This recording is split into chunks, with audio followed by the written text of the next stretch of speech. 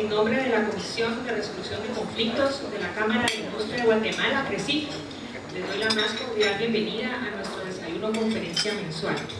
Como ustedes saben, CRESIG tiene un calendario permanente de actividades de capacitación, de difusión y de análisis que nos mantiene a todos actualizados. Realmente son foros de bastante interés para las personas que estamos en el medio del arbitraje y que nos gustan estos temas, así que cordialmente invitados a seguirnos en estas actividades. El día de hoy nos ocupa un tema de especial importancia: el amparo, instrumento de garantía constitucional. Mucho se ha dicho del amparo. Realmente, ¿qué es lo que piensan y cuál ha sido el criterio de nuestra Corte? Para revisar y conducirnos en este importante análisis sobre los amparos con lugar en materia arbitral, vamos a tener un análisis de casos prácticos a cargo del licenciado Alexander Eisenstadt. Tenemos la suerte en CRESIG de contar con Alexander como miembro de nuestra junta directiva. Alexander también es catedrático universitario, candidato a doctor en Derecho de la Universidad de Yale, y es el director académico de nuestra competencia interuniversitaria de arbitraje comercial CRESIG, que este año 2015 va a lanzar su segunda edición en los próximos días. Sin más, los dejo con el licenciado Alexander Eisenstadt. Muy buenos días, muy buen provecho también. Es un gusto compartir con ustedes estos temas tan interesantes. Quería iniciar por hablarles un poco de la competencia, ya que Carolina la mencionó. CRESIG organiza una competencia interuniversitaria abierta a todos los estudiantes de Derecho del país y de otros países, en el cual tienen la oportunidad de exponer un caso concreto ante un panel arbitral simulado. Algunos de los que están en el público nos acompañaron el año pasado como árbitros. Creemos que es un esfuerzo importante para promover la excelencia académica y también para promover la colaboración interuniversitaria. El caso de este año va a versar sobre arbitraje y corrupción, un tema muy interesante para nuestra coyuntura actual y también muy interesante dentro de la coyuntura del arbitraje internacional de inversiones. Recientemente se han dado casos muy interesantes en relación a ese tema. Entonces los invitamos a colaborar con la competencia. Hay muchas formas de hacerlo, no solo para estudiantes, sino que si quieren participar como árbitros dentro del caso simulado, que únicamente implica evaluar a los estudiantes, no tienen que dictar un laudo. Hay otras formas de colaboración, patrocinio, etcétera, que siempre son bienvenidas. Bueno, con eso entonces entro al tema de nuestra exposición de hoy. Les voy a hablar específicamente de amparos favorables en materia arbitral, pero en ese punto quiero hacer algunas breves reflexiones. Entonces, yo entiendo que dentro del ámbito de los arbitralistas el amparo es muy mal visto. Generalmente los que se dedican o nos dedicamos al arbitraje consideran al amparo como un método de obstaculizar los procesos arbitrales. Y en ese sentido yo quiero hacer una breve reflexión, porque yo me veo no solo como un arbitralista, sino que también como un constitucionalista. Y en ese sentido considero que sí hay algunos casos donde la figura del amparo puede ser efectiva, incluso necesaria para hacer valer algunas garantías constitucionales. Entonces hoy no les vengo a hablar sobre la imposibilidad de interponer amparos dentro de procesos arbitrales, sino que les voy a hablar de las posibilidades en las cuales sí se permite, cuáles son los límites, etc. No es esto una clase de cómo ganar amparos contra tribunales arbitrales, pero sí es una breve reflexión sobre los motivos que podrían dar lugar a que sean declarados favorablemente. A su vez, también es una forma de discutir cómo se defiende una contraparte que considera que hay un uso ilegítimo del amparo dentro de un arbitraje. Entonces sí hay un lugar para las garantías constitucionales dentro del arbitraje, pero es muy limitado, muy limitado. Y esto tomando en cuenta que los árbitros también se confunden o nos confundimos. y hay algunas oportunidades respetando la esencia de lo que es el arbitraje y la naturaleza de la garantía del amparo para hacer valer sus derechos. Entonces, ¿de qué voy a hablar hoy? Voy a hablar concretamente sobre 6 amparos que fueron declarados favorablemente en materia de arbitraje. ¿Por qué solo 6? Porque revisé más de 300 casos, más de 300 sentencias de apelación de amparo de la Corte de Constitucionalidad y solo 6 encontré declarados con lugar. Es decir, hay más de 300 amparos en materia arbitral y solo 6 declarados con lugar. Vean ahí que las posibilidades de éxito de un amparo en materia arbitral son más o menos del 2%. O sea, es un tema muy reducido. Voy a hablar únicamente de sentencias de apelación de amparo de la Corte de Constitucionalidad. Entiendo que hay otras sentencias de amparo de tribunales de menor grado que han sido declarados con lugar. Algunas de ellas no han sido apeladas. Tengo conocimiento de muchas, pero por motivos de asegurar un marco más accesible a todos y por la importancia que tienen las sentencias del más alto tribunal, me voy a limitar únicamente a las que provienen de la Corte de Constitucionalidad. Y además quiero señalar que cuando hablo de amparos en materia arbitral, únicamente me refiero a los actos cometidos por el centro de arbitraje o el tribunal arbitral. De ahí que, aunque el recurso de revisión tenga una base de derecho arbitral, no lo consideraré dentro de esta conferencia porque ya es una fase, digamos, judicial. Tampoco me voy a referir a los amparos que han sido interpuestos en materia de ejecución de laudos, porque la ejecución se da dentro de un proceso judicial. Es decir, la ejecución de un laudo arbitral no puede llevarse ante un tribunal arbitral. Entonces, únicamente de la fase, digamos, prearbitral y arbitral realizada por el centro de arbitraje, si es que lo hay, y el tribunal arbitral.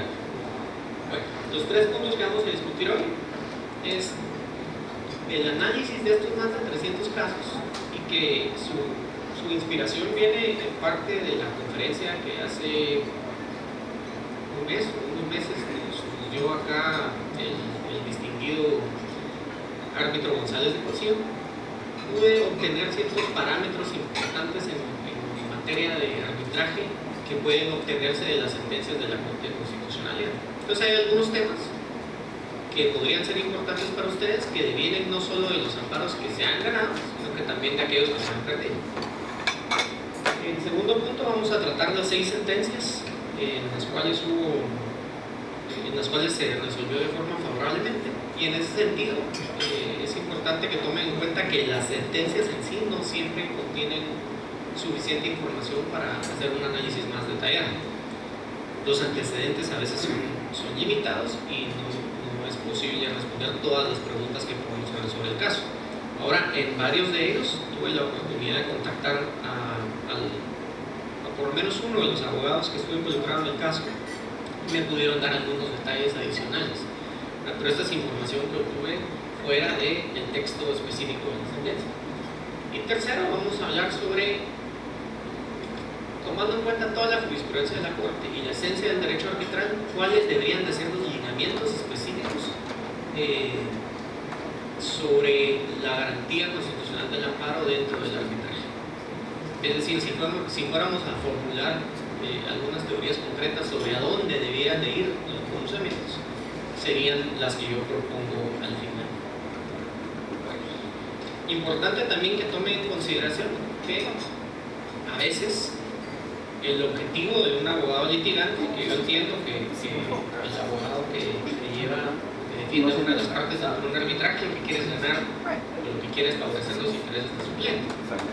Estos intereses no siempre se favorecen ganando un amparo. Es decir, aunque tengan un pronunciamiento favorable, puede ser que eso no sea lo más ventajoso para el cliente. Y vamos a ver algunos casos concretos. Y se los digo porque hay varias posibilidades. Es decir, aparte de una objeción dentro del proceso arbitral, podrían interponer un amparo y ganarlo, y eso tiene algunos efectos.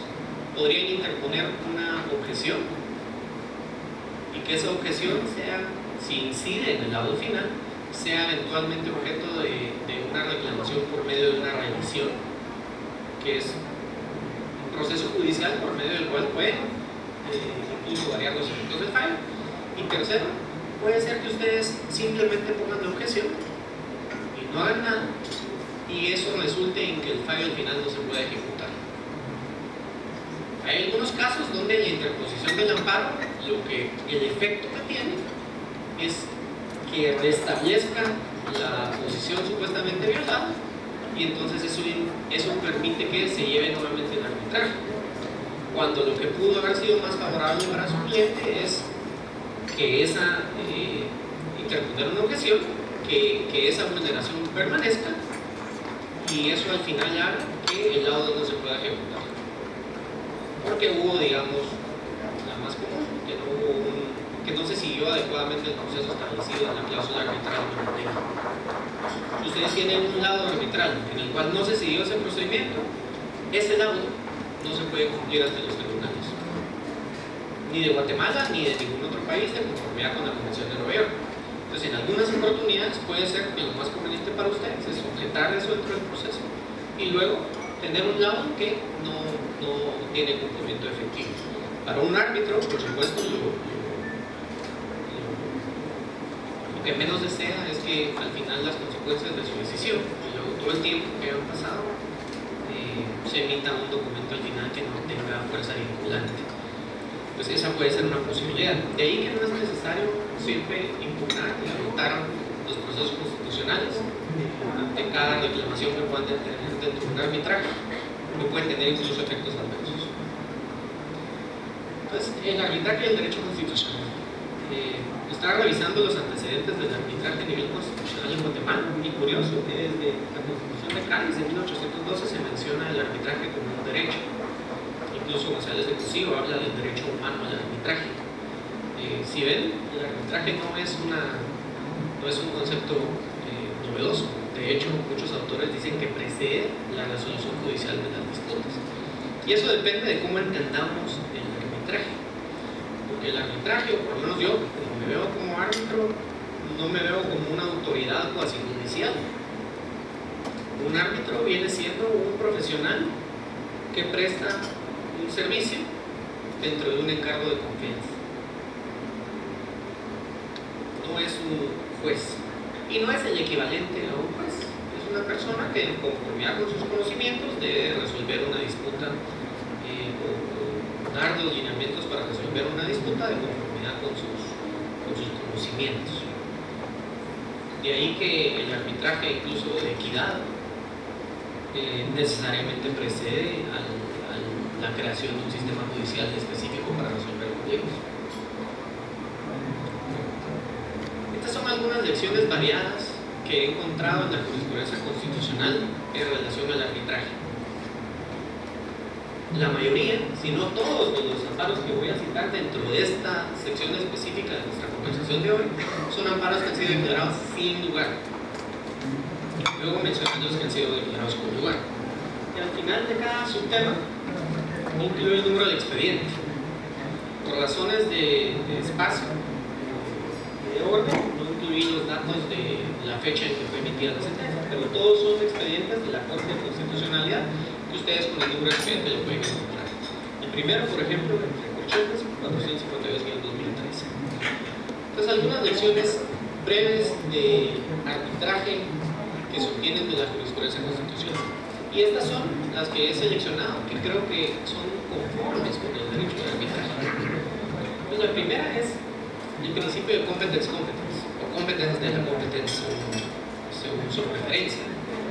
Este principio establece que quien tiene la legitimidad para determinar si el tribunal arbitral es competente es el mismo tribunal arbitral.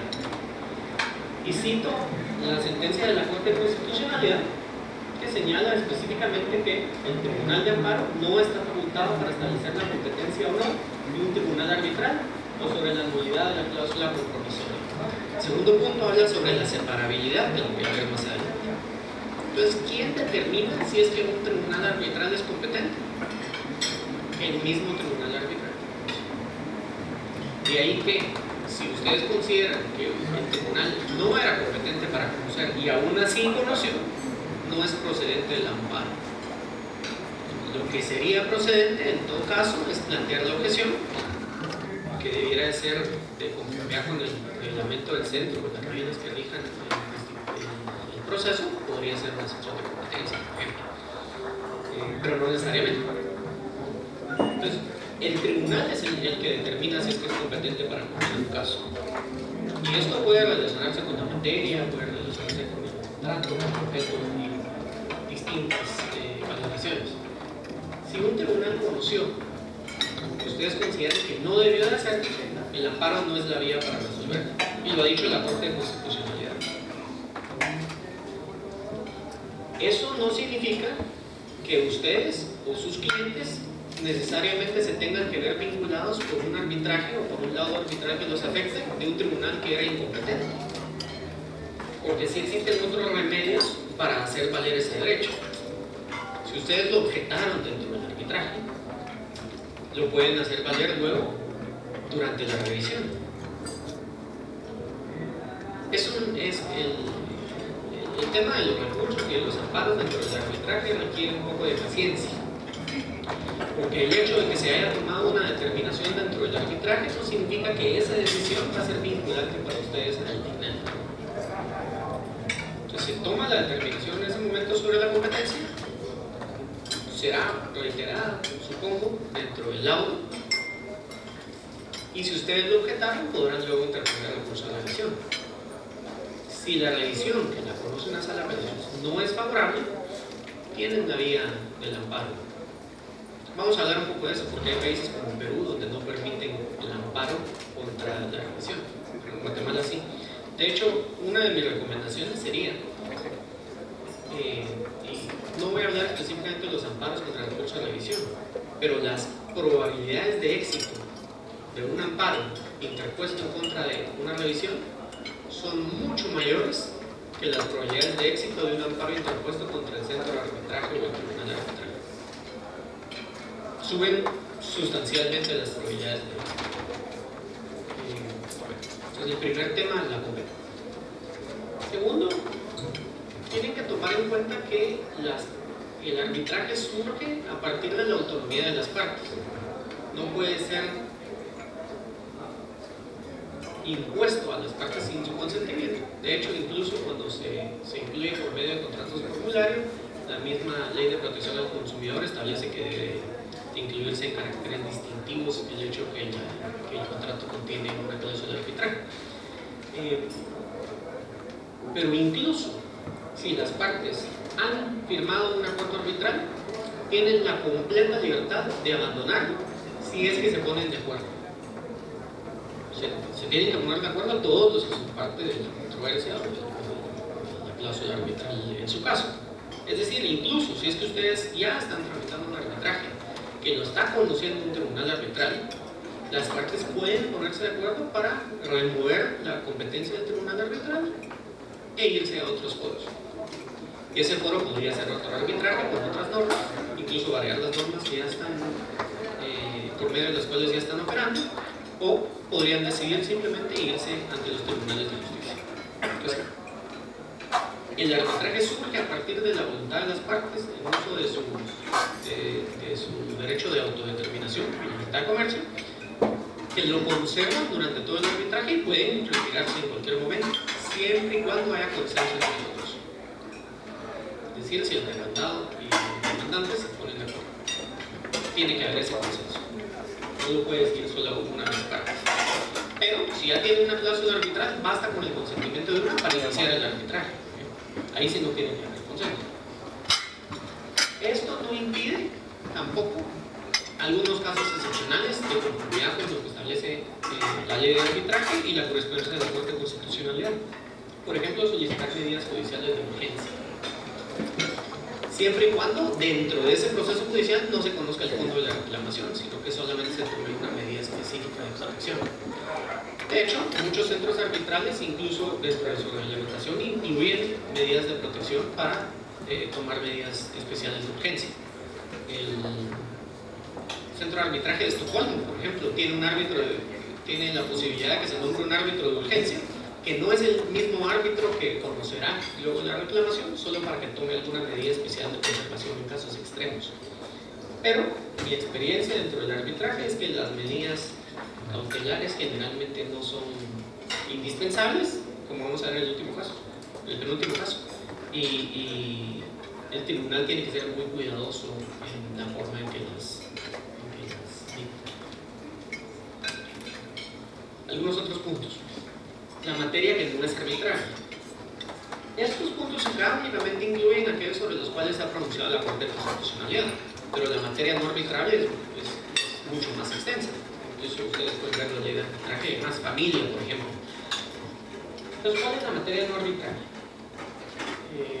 La Corte de Constitucionalidad ha señalado en los casos ahí citados el derecho penal y el derecho laboral no son arbitrarios.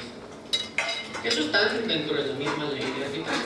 Y de hecho, un tribunal arbitral debe abstenerse de conocer un caso relacionado con estas materias. Si un tribunal arbitral llegara a conocer una reclamación relacionada con asuntos penales, ese lado finalmente será inejecutable. No lo van a poder hacer valer ante un tribunal luego y entonces se quedará solamente en papel. Igual con el derecho laboral. Otra circunstancia específica de nuestra legislación es que tampoco son arbitrarias aquellas materias que tienen señaladas una vía específica dentro de nuestra legislación. Esta es una cláusula bastante compleja que ha dado lugar a interpretaciones distintas, y de hecho hay un plan para reformarla dentro de la nueva ley de arbitraje porque es muy amplio. Estos temas acá no buscan agotar toda la materia que tenga vía específica, sino que son solamente algunos ejemplos que ya han sido decididos por la Corte Constitucional. De hecho, está en nuestra ley. Lactancia tiene vía específica. Arrendamiento es materia que no es arbitraria porque tiene una vía específica también. La exclusión de socios dentro de una sociedad es un juicio sumario de conformidad con la ley. Y el más controversial es la nulidad de las asambleas. Aquí solo les cité un caso, pero hay por lo menos 4 o 5. Y este es controversial porque dentro de una sociedad, un contrato de sociedad que contenga una cláusula arbitral, la interpretación del Tribunal Constitucional ha sido que esto impide que se lleve a cabo una reclamación arbitral cuando lo que se cuestiona no solamente es la decisión, es decir, no estoy de acuerdo con el fundamento de la decisión, no estoy de acuerdo con la conclusión a la que haya llegado la asamblea, sino que lo que cuestiono es el incumplimiento con normas esenciales que debe llevar a cabo esa resolución. Es decir, no estoy cuestionando la conclusión a la que ha llegado, sino que estoy cuestionando la misma legalidad. El Tribunal Constitucional ha señalado que en esos casos no hay una vía arbitral. Ahora, esto ya fue objeto de una conferencia dentro del presidio. Yo solo añado que me parece muy equivocado esta conclusión. Me parece equivocado porque desnaturaliza el objetivo de haber establecido una cláusula de arbitraje dentro del contrato de sociedad. Porque el cuestionamiento de la validez de una asamblea no solo conlleva a cuestionar el resultado, sino que también cuestionar la posible legalidad. Eso no implica que el tribunal arbitral pueda establecer consecuencias de otra índole, por ejemplo penales, o alguna responsabilidad extracontractual derivada de alguna acción. Tiene que limitarse a la cláusula, pero si somos abogados creativos, creo que es difícil considerar un caso en el cual se cuestione la conclusión a la cual haya llegado una asamblea general y que eso no haya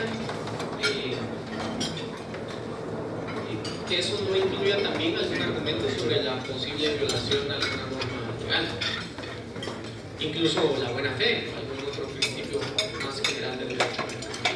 Entonces esta línea que se ha sido muy claramente marcada por la jurisprudencia, creo que es una desviación a la intención de las partes y esperamos que poco a poco se vaya corrigiendo.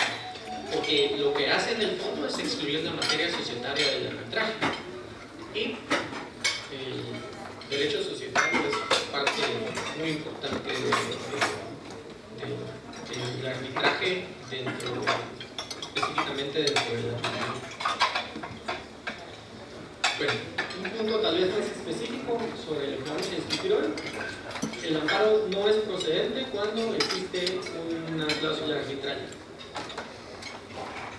Dice la Corte en el caso 533-2009 que la controversia debe ser resuelta directamente por los contratantes por la vía conciliatoria y en su caso por medio del arbitraje.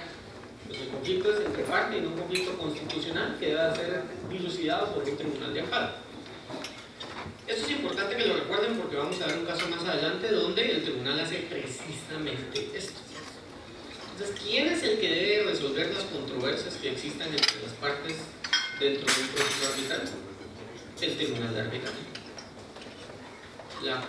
Los tribunales de justicia tienen un papel muy limitado de auxilio al tribunal arbitral y en este caso dentro del amparo para hacer valer los derechos constitucionales en circunstancias muy limitadas. Yo entiendo que nuestra ley, nuestra constitución es muy amplia respecto a la materia que es arbitrable, que es sujeto de amparo, al decir que no hay ámbito que no sea susceptible de amparo. Pero eso no significa que no sea un proceso extraordinario que debe aplicar solo en circunstancias limitadas. De ahí que el Tribunal Constitucional no es el encargado de resolver la materia de fondo que se esté discutiendo. Incluso no es el ente encargado de resolver la materia procesal que se pueda estar discutiendo. Una excepción, por ejemplo. No es un conflicto constitucional que necesariamente requiera que se pronuncie por medio de un amparo. Sobre la cláusula arbitral, la cláusula arbitral debe estar por escrito. Eso es lo que dice la Convención de Nueva York, la Convención de Panamá y la Ley de Arbitraje. Pero ¿qué significa escrito? Escrito no significa necesariamente un documento firmado o autenticado, sino que puede ser una comunicación por medio de correos electrónicos. Para los que estuvieron en el caso de arbitraje del año pasado, una carita alegre o una manita puede ser una forma de manifestar consentimiento dentro de una cláusula arbitral. Claro que no es una forma recomendable. De hecho, por eso lo pusimos dentro del caso del año pasado. Ese requisito de que la cláusula sea escrito es independiente del requisito de validez que pueda tener el contrato que esté en discusión. Entonces, si lo que las partes están discutiendo es un derecho que surge a raíz de un contrato solemne, como una sociedad anónima, por ejemplo, eso no necesariamente implica que la cláusula arbitral deba de estar contenida en ese instrumento o que deba de cumplir con las mismas formalidades.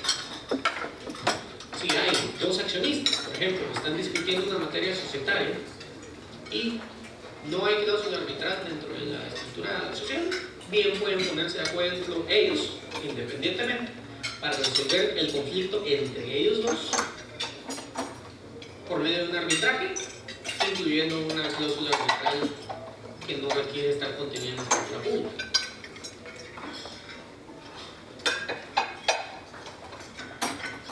La cláusula arbitral tiene existencia separada del contrato y por lo tanto no necesariamente tiene que estar sujetas a los mismos requisitos de validez.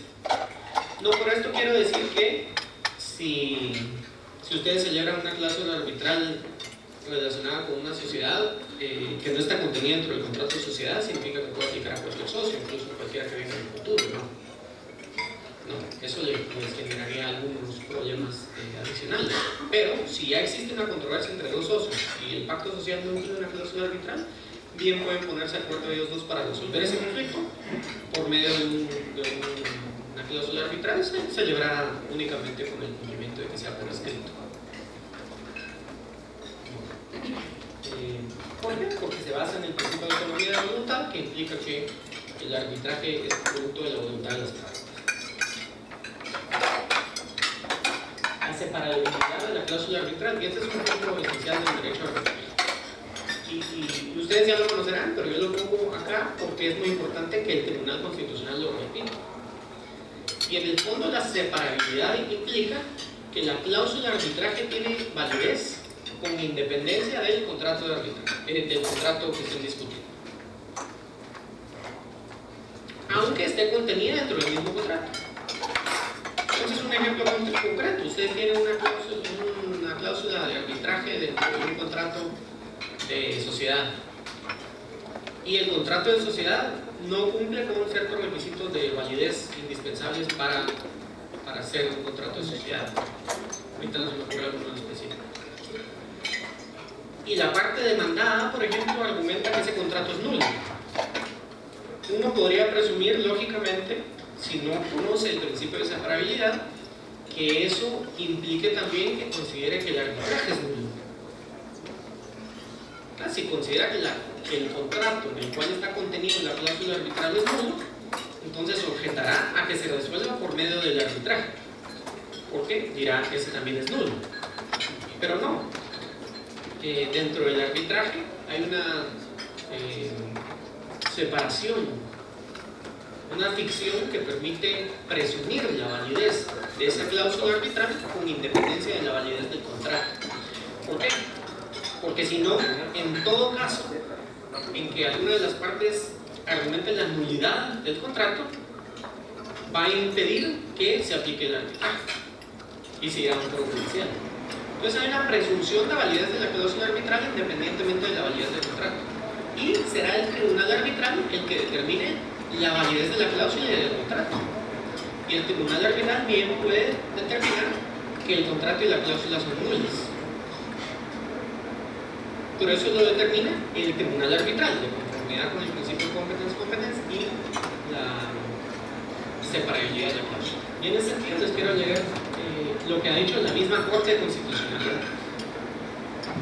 Conformidad con el principio de separación, la cláusula, aunque incluida dentro del propio convenio del que se deriva, es independiente y se considera un acuerdo separado de las demás estipulaciones del contrato, por lo que la decisión de someterse a un tribunal arbitral, subsiste mientras existen controversias derivadas del convenio o contrato sometido a compromiso arbitral.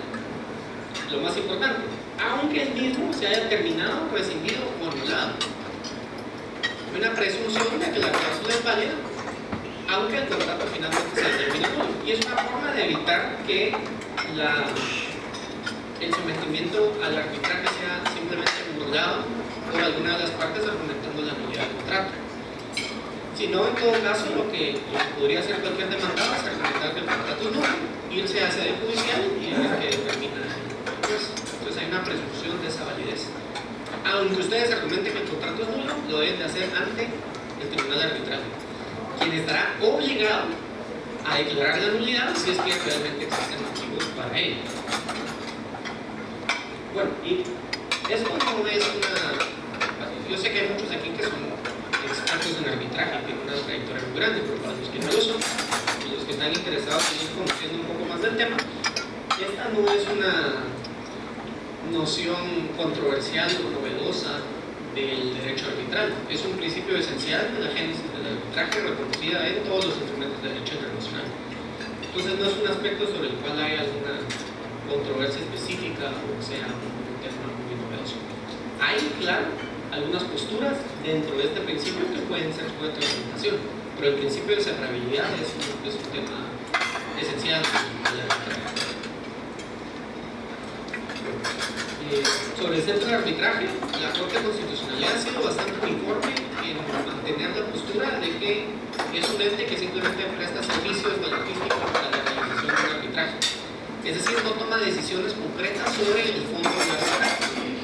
Y aquí en CRECIC, por lo menos mi impresión del centro, es que somos un prestador de servicios. El que decide la controversia es el tribunal arbitral. Y el tribunal arbitral no tiene ninguna vinculación con la Junta ni con el centro. Aparte de que presta sus servicios dentro de instalaciones que nosotros podemos apoyar y que, de cierta forma, nosotros también tenemos algunos listados de árbitros y de secretarios que las partes pueden tomar en cuenta. Pero en CRECIC no están limitados por el listado de árbitros que nosotros proporcionamos. Pueden seleccionar su propio árbitro según su criterio. Esto es importante cuando hablemos de la autoridad dentro del arbitraje. Y por último, La Corte ha sido bastante consecuente en señalar que la vía del amparo no es la correcta para hacer valer reclamaciones que surgen dentro del proceso arbitral. Porque si hay una cláusula de arbitraje pactada, la vía judicial no es la correcta para hacer esta reclamación. Y en ese sentido yo creo que han ido la mayoría de los fallos del Tribunal Constitucional. Hoy vamos a ver algunos que se apartan de ese concepto. Sobre la ejecución del lado, yo sé que algunos me han preguntado porque es un tema interesante. La ejecución del lado en Guatemala se lleva de conformidad con la ley de arbitraje, no el Código Procesal Civil Mercantil. El Código Procesal Civil Mercantil puede aplicar de forma supletoria, pero la ejecución de un lado arbitral no es una vía de premio. Y esto lo ha sostenido reiteradamente el Tribunal Constitucional y yo creo que es la vía adecuada, es un concepto adecuado. ¿Por qué? Porque la misma ley de arbitraje establece un proceso específico que difiere de la vía de premio para hacer valer los laudos arbitrales. Me parece que las disposiciones de la vía de premio que mencionan la ejecución de los laudos arbitrales han quedado derogadas por la ley de arbitraje. Entonces, si ven, en el expediente 2846-2006, por ejemplo, entre otros, la misma Corte de Constitucionalidad señala que la vía de premio no es la vía para ejecutar un laudo arbitral. ¿Ante quién se presenta la ejecución de un laudo arbitral? Ante un juez. No ante un tribunal arbitral, porque los tribunales arbitrales no tienen la facultad para hacer cumplir su responsabilidad. ¿En qué se diferencia de una vía de premio? En que no procede ningún recurso dentro del proceso de ejecución. Eso no significa que en la práctica no los vean, pero uno puede hacer valer, conformidad con el artículo 48 de la ley de arbitraje, no procede ningún recurso en la ejecución. Es una vía incluso más expedita que una vía de premio. Y que aplica igualmente a la ejecución de laudos extranjeros. Y el problema que pueden tener, o que tenga la contraparte, esperemos, es que si interponen algún recurso en contra de una disposición dictada en una ejecución de laudo arbitral, eso no detiene la posibilidad de luego interponer el amparo. Es decir, si ustedes interpusieron un recurso y se les pasó el tiempo para poner el amparo en lo que este era resuelto, no tienen abierta la vía del amparo. La perdieron. Con eso vamos a entrar ya específicamente a los 6 casos que vamos a discutir hoy. Entonces, algunos temas importantes. ¿Ante quién se presenta un amparo contra un tribunal arbitral? Ante un juzgado de primera instancia. Porque el criterio de la Corte ha sido que no se equiparan a juzgados de primera instancia los tribunales arbitrales, sino que se equiparan a entidades de derecho privado. Y yo tuve, durante bastante tiempo, he estado cuestionando si esa ha sido la decisión más sana de la Corte de Constitucionalidad, y les diré que antes estaba en contra, porque me parecía que lo más adecuado sería equipararlo a un tribunal de justicia, es decir, que conozca una sala de apelaciones. Pero creo que puede haber alguna sabiduría en la decisión de la Corte, porque tal vez sin quererlo o tal vez con quererlo, los tribunales de arbitraje no son tribunales judiciales o tribunales cuasijudiciales, son encargos de confianza profesionales y en ese sentido se parecen más a una entidad de derecho privado. ¿Cuáles son algunos riesgos de interponer el amparo? Pierden la confidencialidad. Si ustedes o sus clientes no querían que se supiera que tienen una demanda millonaria en un centro de arbitraje, eso lo pierden cuando interponen un amparo, porque las sentencias de ahí ya son públicas. Las sentencias de la Corte de Constitucionalidad las pueden consultar fácilmente en el buscador, o de la Corte de Constitucionalidad y otras las pueden consultar en Juristeca. Bueno. Entonces vamos a entrar a los 6 casos específicos que quería que discutiéramos hoy. Y los he dividido en 3 casos interpuestos contra centros de arbitraje y 3 casos interpuestos contra tribunales arbitrales. Y no porque estemos en CRECIC solo voy a hablar de temas de CRECIC, sino que aparecieron, curiosamente son 2 casos relacionados con otro centro de arbitraje y uno relacionado con este. Entonces el primer caso es el expediente 58-2003, que es la sentencia del 17 de septiembre de 2003 y probablemente sea el primer arbitraje favorable en contra de un centro de arbitraje. ¿De qué se trataba esta reclamación? es el pacto social de una entidad. Ahí tengo el nombre, no me voy a enfocar en los nombres, ustedes pueden ver dentro de las sentencias específicas, pero es el pacto social de una entidad que tiene una cláusula escalonada de arbitraje. Por cláusula escalonada me refiero a que tiene la necesidad, o vamos a ver si es necesidad más adelante, de agotar algún recurso o algún método de resolución de conflictos previo. Entonces, ustedes tienen completa libertad de diseñar sus cláusulas de arbitraje. Los centros de arbitraje establecen algunos modelos, pero ustedes tienen libertad de alterarlos. Yo les sugiero que no los alteren mucho, pero tienen la libertad de diseñar dentro de la misma cláusula arbitral distintas cuestiones que puedan ser más favorables a la controversia específica. De hecho, una de las ventajas del arbitraje sobre los procesos judiciales es que les permite ese grado de flexibilidad. Si ustedes tienen una disputa que indudablemente requiere que se resuelva dentro de un mes, por ejemplo, lo pueden establecer dentro de los plazos. Si ustedes tienen una disputa que quieren que se realice por medio de teleconferencia o únicamente por escrito, ustedes lo pueden establecer dentro de la cláusula arbitral. Y si quieren que haya un agotamiento previo de alguna fase anterior, también lo pueden establecer.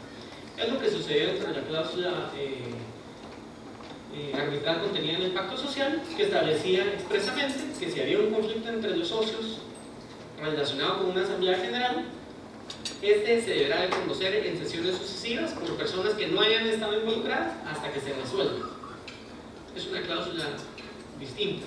Yo no recomendaría una redacción en ese sentido, pero un agotamiento, digamos, de cuasi negociación previo a la iniciación de la fase arbitral. Incluso en algunos casos da dificultades porque no se sabe exactamente cuál es el grado de obligatoriedad de esa fase previa. Ese fue el conflicto en este caso. Entonces, una vez hayan agotado esa fase previa, que mi recomendación es que dentro de sus cláusulas siempre establezcan límites temporales específicos. Es decir, si las partes deberán de negociar, si 30 días después de que se plantee el conflicto de otra parte no han llegado a un acuerdo, pueden acudir al arbitraje. Porque si no, no queda claro en qué momento ya se ha agotado la fase previa de negociación. Entonces, sean específicos en el tema. Si ustedes están llevando a cabo una negociación que requiere más tiempo, se podrán poner de acuerdo en aumentar ese plazo de la negociación. Ahora, si ni en eso se pueden poner de acuerdo, yo les sugeriría que lo mejor sería ir al arbitraje. Pero bueno, eso sucedió en este caso. Se planteó el arbitraje y una de las partes argumentaba que no se había cumplido con agotar esa fase previa.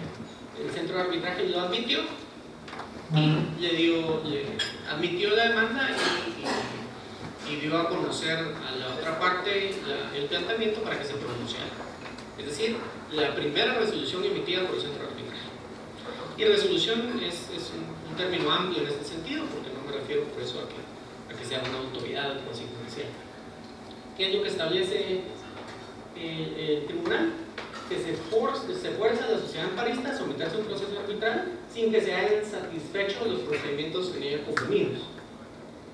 Y que el agotamiento de esos procesos establecidos en la cláusula arbitral es lo que le dio legitimidad a las partes y al centro arbitral para conocer, y entonces deben de respetarlo. Vean, es un punto muy concreto sobre, había una obligación de negociar, no es exactamente negociación, pero había una obligación de agotamiento previo de algún método alterno de resolución de conflictos, no se cumplió y entonces no puede conocer el arbitraje. Lo que buscan entonces es que se regrese esto a la fase prearbitral y las partes negocien o se den cuenta que no pueden negociar. Yo le veo muy pocos objetivos prácticos a pedirles a las partes que vuelvan a negociar si es que ya están dentro del arbitraje. Este caso es un caso especial y es un caso que yo creo que no es un buen caso para analizar como jurisprudencia porque se relaciona con algunos aspectos muy concretos y es quizás el caso más controversial en materia de arbitraje que ha habido en nuestro país, porque aparte de esa fase prearbitral que nosotros podríamos decir no aporta mucho al tema, porque implicará que las partes regresen a negociar, pase un tiempo prudente, no lleguen a un acuerdo y vuelva a interponerse el arbitraje. Entonces segunda parte es porque dentro de la sentencia se argumenta, y yo no estoy diciendo que así sea, solo estoy diciendo que en la sentencia se argumenta que existían ciertos conflictos de intereses entre las personas relacionadas con el caso, el centro de arbitraje y la institución que soportaba el centro de arbitraje, y particularmente entre los abogados. Entonces, este es un tema muy delicado, y yo creería que es tal vez con el que mayor cuidado buscamos trabajar, es el más delicado para los directivos de un centro de arbitraje, ¿verdad? Evitar contactos con las partes o con sus abogados. Entonces, el Tribunal Constitucional señala, y no tengo mayor evidencia de que así sea, aunque sí he hablado con algunos abogados involucrados, pero este tema fue lógicamente muy difícil. Señala que existen relaciones que hacen inviable la garantía fundamental de imparcialidad, y por lo tanto no se debiera llevar a cabo el proceso arbitraje.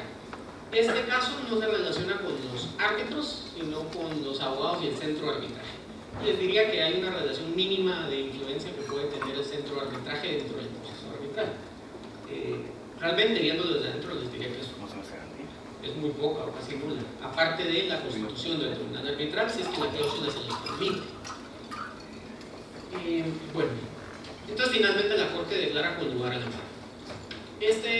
Bueno, no solo declara con lugar al amparo, sino que certifica lo conducente del Ministerio Público para que se investigue la posible comisión de un delito por parte de todos los involucrados. En ese sentido, les digo que este caso es distinto y no necesariamente nos sirve para llegar a alguna apreciación adecuada de los principios que deben de regir al amparo dentro de materia arbitral. Pero ¿qué análisis podemos hacer? Primero, las cláusulas escalonadas. Tengan mucho cuidado al momento de la redacción de las cláusulas escalonadas, porque hay dos posturas distintas. Una postura es que es necesario agotarlas previo a poder acudir al arbitraje como una condición necesaria para que el tribunal pueda asumir la jurisdicción. Es decir, la jurisdicción no es una palabra ahí, para que pueda conocer del caso. Eso no, esa fase previa, una condición precedente para que pueda conocer el tribunal mismo. Y hay una gran diferencia entre incluir esa fase previa como una condición precedente y únicamente incluirla como una fase que pueden agotar las partes o no. Y los conflictos que esto puede generar lo hemos visto principalmente en arbitraje internacional de inversiones. Entonces, en CAFTA, por ejemplo, o en NAFTA, el cool-off period es una condición precedente para que conozca el tribunal arbitral. O, por ejemplo, la renuncia que debe de presentar el inversionista a la posibilidad de interponer recursos dentro del ámbito interno, en CAFTA y NAFTA, no solamente es un requisito adicional al arbitraje, sino que es una condición precedente para que el tribunal pueda conocer. Esto es importante porque implica que el tribunal no puede conocer si es que no se ha agotado con ese punto. Y a mí me gusta mucho el ejemplo que utiliza un árbitro sobre la diferencia entre estos dos puntos, porque implica en qué lugar debe resolver el tribunal. Si es que es una condición precedente, el tribunal no puede conocer. Sería, como dice él, poner la carreta antes de los caballos. De primero a los caballos y luego a la carreta. Si es una condición precedente para que conozca, entonces el tribunal no puede conocer si no se ha cumplido. Y eso dependerá de la cláusula. Si en la cláusula se señala específicamente que es una condición precedente para que conozca, entonces el tribunal no puede conocer hasta que se demuestre que se haya agotado. Si no, podrá conocer. Incluso se los digo que es importante porque el tribunal podría llegar a la consideración, por ejemplo, de que esa instancia ha sido renunciada por las partes, o que es innecesaria porque una de las partes le dijo a la otra, yo no voy a llegar a ningún acuerdo, no me interesa reunirme con ustedes.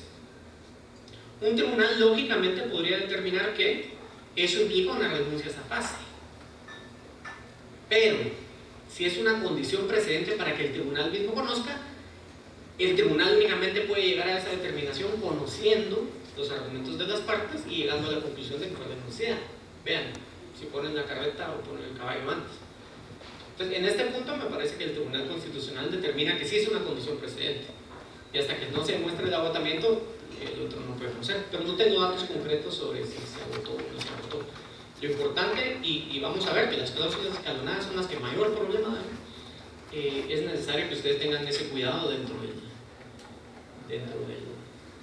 la redacción de la cláusula. De hecho, mi sugerencia, y por lo menos como trabajo yo, es que si van a poner una cláusula escalonada, que los requisitos previos tengan límites muy estrictos y de fácil verificación, de plazos, tanto tiempo. Si no, no pongan una cláusula escalonada, porque las partes siempre tienen la libertad de negociar independientemente de que exista una cláusula arbitral. De hecho, a ustedes también les conviene negociar antes de acudir al arbitraje, porque el arbitraje, por muchos méritos que yo le vea, también tiene muchas consecuencias y costos.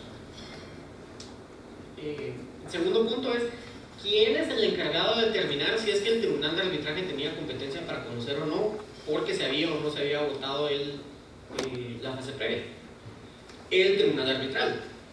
De ahí hay una especie de contradicción entre que el Tribunal Constitucional diga que no tenía la competencia para conocer porque no se agotó, pero antes y en muchos fallos ha dicho que no le compete al Tribunal Constitucional decidir eso, sino que al mismo tribunal. Bueno, si el mismo tribunal ya lo determinó, ¿por qué lo va a determinar por medio del amparo? Si el tribunal se equivocó y tomó una determinación incorrecta, entonces ustedes finalmente lo pueden hacer notar y hacer valer por medio de la revisión, y si la revisión no prospera, por medio del amparo. Incluso, si ustedes no agotan la revisión y el amparo, podrán en todo caso luego argumentar la inejecución del laudo arbitral de conformidad con la Convención de Nueva York y la ley de arbitraje. Vean, tienen muchos espacios por medio de los cuales pueden objetar una decisión tomada indebidamente por un tribunal arbitral. Entonces, no necesariamente tienen que sentir que inmediatamente tienen que agotar una fase constitucional. Hay muchos momentos, porque pueden hacer valer la revisión. Si eso incide en el fallo, puede ser que sí o puede ser que no, en este caso definitivamente sí, pueden interponer la revisión. Si la revisión no prospera, pueden interponer el amparo y luego la apelación del amparo. Y si eso no prosperó, o incluso si decidieron no agotar esas fases, pueden luego acudir a argumentar la no ejecución del laudo dentro de un proceso de ejecución. El sistema de arbitraje, aunque limita la posibilidad de interponer recursos, ofrece amplias garantías para hacer valer sus derechos. Es cuestión más de conocerlo y de tener un poco de paciencia. Y les señalo ahí específicamente el artículo 5D. El artículo 5 es el más importante de la Convención de Nueva York, que es una norma aplicable en Guatemala. Establece que no se podrá ejecutar el laudo si es que el procedimiento arbitral no se ha ajustado al acuerdo celebrado entre las partes. Si es que el agotamiento de una fase de negociación anterior era condición precedente para que el tribunal conociera y el tribunal conoció, no se cumplió, el procedimiento arbitral no cumplió con el acuerdo celebrado entre las partes. El tribunal muy podrá emitir un laudo que no se puede hacer cumplir ante los tribunales. Y no solo en Guatemala, sino que en todos los países que son miembros de la Convención de Nueva York, que son muchísimos. Entonces, el caso anterior es un caso particular, les diré, que no nos sirve para plantear nociones generales de derecho de arbitraje, pero me parece que en el fondo contradice el principio de competencia, por lo menos en la parte del agotamiento de los recursos. El segundo caso, 639-2004, es una entidad privada contra el centro de arbitraje, y yo tengo mi visión particular sobre la posibilidad de interponer amparos contra centros de arbitraje, que les voy a dar al final, porque me parece que no cumplen el requisito de autoridad que está establecido en nuestra Constitución.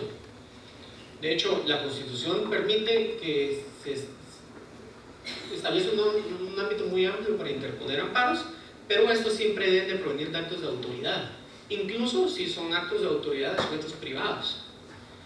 Y una institución que simplemente presta un servicio a las partes no necesariamente cumple con esos objetivos. En este caso se ve un contrato de interconexión de acceso a telecomunicaciones, que es una de las ventajas del arbitraje, porque si ustedes ven este tipo de temas, pues podrán seleccionar árbitros que tengan conocimiento específico en esas materias.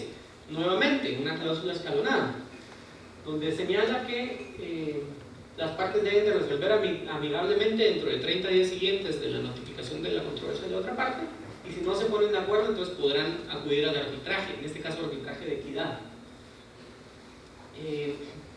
En este caso se interpuso el proceso arbitral y una de las partes argumenta que no se agotó la negociación y argumenta además que la materia no era arbitrable. Ante esos argumentos, lo que hace el centro de arbitraje es que le confiere nuevamente audiencia a la parte que demandó. Es decir, demandan, notifica a la demandada le hace saber algunas objeciones, no nombra un árbitro y el centro de arbitraje entonces notifica esas objeciones a la parte que demandó. Interpone el arbitraje en la parte demandada y argumenta que esa audiencia no está contenida dentro del reglamento de arbitraje. Y si ven, no es una cuestión tan fundamental, porque el arbitraje opera dentro de cierto grado de informalidad y flexibilidad, donde el principio general es que debe tratarse con igualdad a las partes. Entonces, el hecho que se haga de conocimiento de una de las partes no necesariamente contraviene una garantía constitucional. En este caso se argumentó que sí. ¿Qué es lo que señala el Tribunal Constitucional? Que conferir esa audiencia viola las reglas de procedimiento acordadas por las partes, pues no está contemplada en el reglamento. Señala además que el centro de arbitraje únicamente está constituido para prestar los servicios de apoyo y en su sentencia obliga al centro de arbitraje a anular la resolución anterior, pero además a que reconduzca el procedimiento de conformidad con las reglas y proceda a enviar un segundo requerimiento para que la parte designe al árbitro. Es decir, no solo anule la resolución, sino que le dice cómo dictar la nueva. ¿Qué opino de ese caso? Pues creo que sí afecta un poco el espíritu y la naturaleza del arbitraje, que permite cierto grado de flexibilidad siempre y cuando se trate con igualdad de las partes. Si era necesario o no esa audiencia posterior, yo creería esencialmente que no. Porque si se le está notificando la demanda a una de las partes, pues tendrá que contestarla y responder. Y si quiere hacer algunas observaciones, lo tendrá que hacer dentro de ese proceso. Ahora, que se le viole un derecho constitucional a una de las partes porque se confiere esa audiencia, tendremos alguna divergencia. Pero en el fondo, lo importante es que podría ser también un error de estrategia. No necesariamente un error, pero es importante ver las distintas estrategias que pueden tomar en este punto, porque supongamos que sí hubo efectivamente una violación al procedimiento. Lo que hizo la parte demandada en este caso es interponer el amparo y obtener una corrección a ese procedimiento, digamos ese vicio constitucional que no necesariamente hay, pero bueno, si el Tribunal Constitucional dijo que hay, suponemos que para efectos jurídicos hay. Se corrigió y eso le impide entonces a esa parte luego argumentar que no se cumplió con el proceso establecido en la cláusula arbitral, mientras que si hubiera puesto una objeción y esa objeción no es finalmente corregida por el tribunal de arbitraje y subsiste y emite un laudo final, ese laudo final no puede ser ejecutado. No puede ser ejecutada porque, de conformidad con la Convención de Nueva York, el artículo 5D, cuando no se cumple con las reglas establecidas en la cláusula, la ley y el reglamento de arbitraje, ese laudo no se puede hacer cumplir. Entonces, no sé qué sería más ventajoso, si obtener finalmente una reclamación que no se puede hacer valer o corregir ese proceso que realmente el conferir esa audiencia o no causa mayor daño. El tema aquí importante es la posibilidad de nombrar el árbitro, pero no necesariamente el centro ya había vedado esa posibilidad. Y el último caso de arbitraje en contra de centros arbitrales es este, que para que vean que son los objetivos, este es uno interpuesto en contra de CRECIT. Y este es un caso muy particular que se refiere nuevamente a un tema de interconexión de acceso a telecomunicaciones, y hay también una cláusula arbitral escalonada.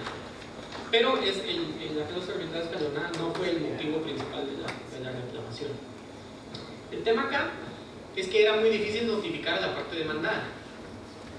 Se le había notificado en la dirección señalada en el contrato y se le había notificado en la dirección señalada en el registro mercantil y no era posible encontrar a alguien.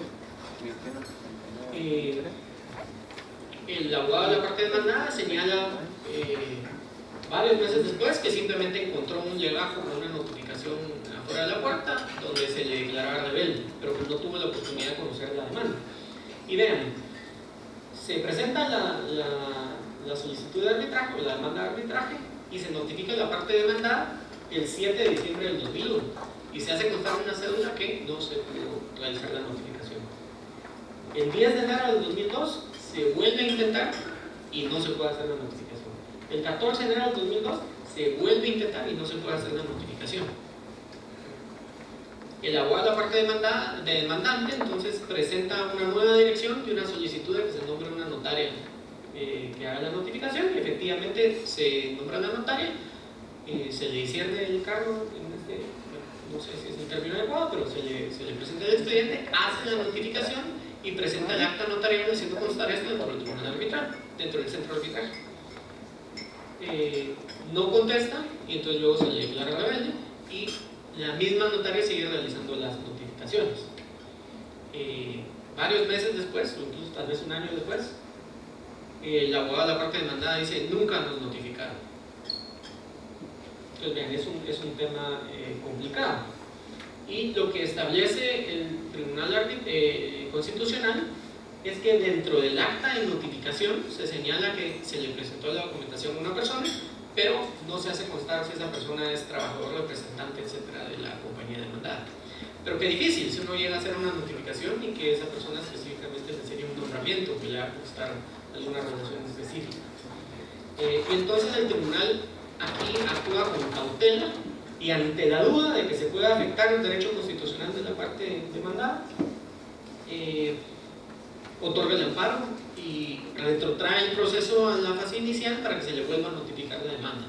Entonces se perdió mucho tiempo, lo que se ganó es tener una dirección fija en la cual se pueda notificar la parte demandada, pero vean que no estoy diciendo que este sea el caso, pero sí se puede atrasar un proceso de arbitraje cuando la parte de no muy buena fe decide no recibir las notificaciones.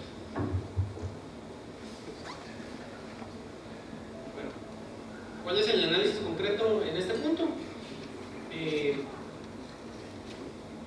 Si es que la parte no había sido debidamente notificada, tiene también la posibilidad de hacer valer esa reclamación dentro de la ejecución del laudo arbitral. Y no les voy a decir dentro de la revisión porque estamos asumiendo que esa parte esa parte no conocía del proceso arbitral. Es decir, se va a enterar cuando quieren hacer valer el laudo en su contra. Si ese proceso arbitral no fue notificado debidamente, ese laudo no puede ser efectivo. El mismo artículo 5b de la Convención de Nueva York establece que una de las causales para invocar la no ejecución del laudo es que la parte contra la cual se invoca el laudo no ha sido notificada de la designación del árbitro o del procedimiento de arbitraje, o no ha podido por cualquier motivo hacer valer sus derechos. Entonces aquí hay un tema también de lo que quieran lograr con el amparo, porque lo que logró aquí la parte demandada con el amparo es retrotraer el proceso y entonces ahora sí tiene que llevar a cabo el arbitraje. Mientras que si no hubiera interpuesto el amparo y supongamos que es legítima la preocupación sobre la notificación, ese laudo finalmente no hubiera tenido ningún valor. Ven, entonces no sé si es mejor para el cliente tener un laudo que no tenga ningún valor con los riesgos que eso implica o llevar a cabo el proceso de arbitraje. ¿Cuáles son algunas lecciones sobre esta fase? Muy bajas probabilidades de éxito, muy bajas, o sea, solo encontré 3 resoluciones en contra de centros de arbitraje que han sido declarados por lugar. El centro de arbitraje generalmente solo realiza procesos de logística o de trámite y no va a tomar una determinación sobre algún punto concreto. La mayoría de las objeciones que han sido presentadas contra centros de arbitraje son declaradas sin lugar por falta de definitividad. Porque ¿quién es quien finalmente va a resolver una reclamación? El tribunal arbitral. Si el centro de arbitraje está conociendo de una materia, de un arbitraje, una materia que no es arbitrable, simplemente va a trasladar esa reclamación al tribunal arbitral y el tribunal arbitral tendrá la obligación de cerrar el caso. Entonces, no porque el tribunal arbitral realice, el centro de arbitraje realice algún acto dentro del proceso, una fase prearbitral, significa que eso va a tener que mantenerse durante todo el proceso. Para eso está el tribunal arbitral. Otra lección, las cláusulas escalonadas, mucho cuidado, porque son las que mayor problema dan dentro de esta fase. Y el último punto, yo creo que tendrían mayor probabilidad de éxito dentro de un amparo si lo que argumentan es una violación grave al debido proceso o a la igualdad. Porque en esos casos la mayoría de tribunales lo que hacen es favorecer la posibilidad de restablecer un posible daño en ese sentido, que realmente determinar si es que hubo una violación. Si ustedes ven, el mismo Tribunal Constitucional señala ante la duda, es decir, que no hay certeza de si hubo o no una notificación adecuada, pero ante la duda favorecen. Entonces, ustedes tienen una reclamación arbitral que puede sembrar esa duda razonable, tienen mayor probabilidad de éxito. Pero vean la dificultad que puede generar un solo trámite, porque en este caso de la notificación a la conclusión del amparo,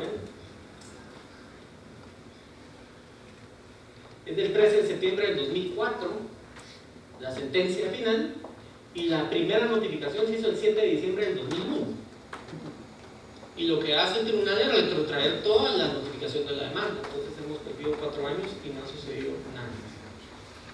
Bueno, ahora los tres, y curiosamente fueron 3 y 3, no creo que les dejé afuera alguna sentencia de arbitraje que haya encontrado.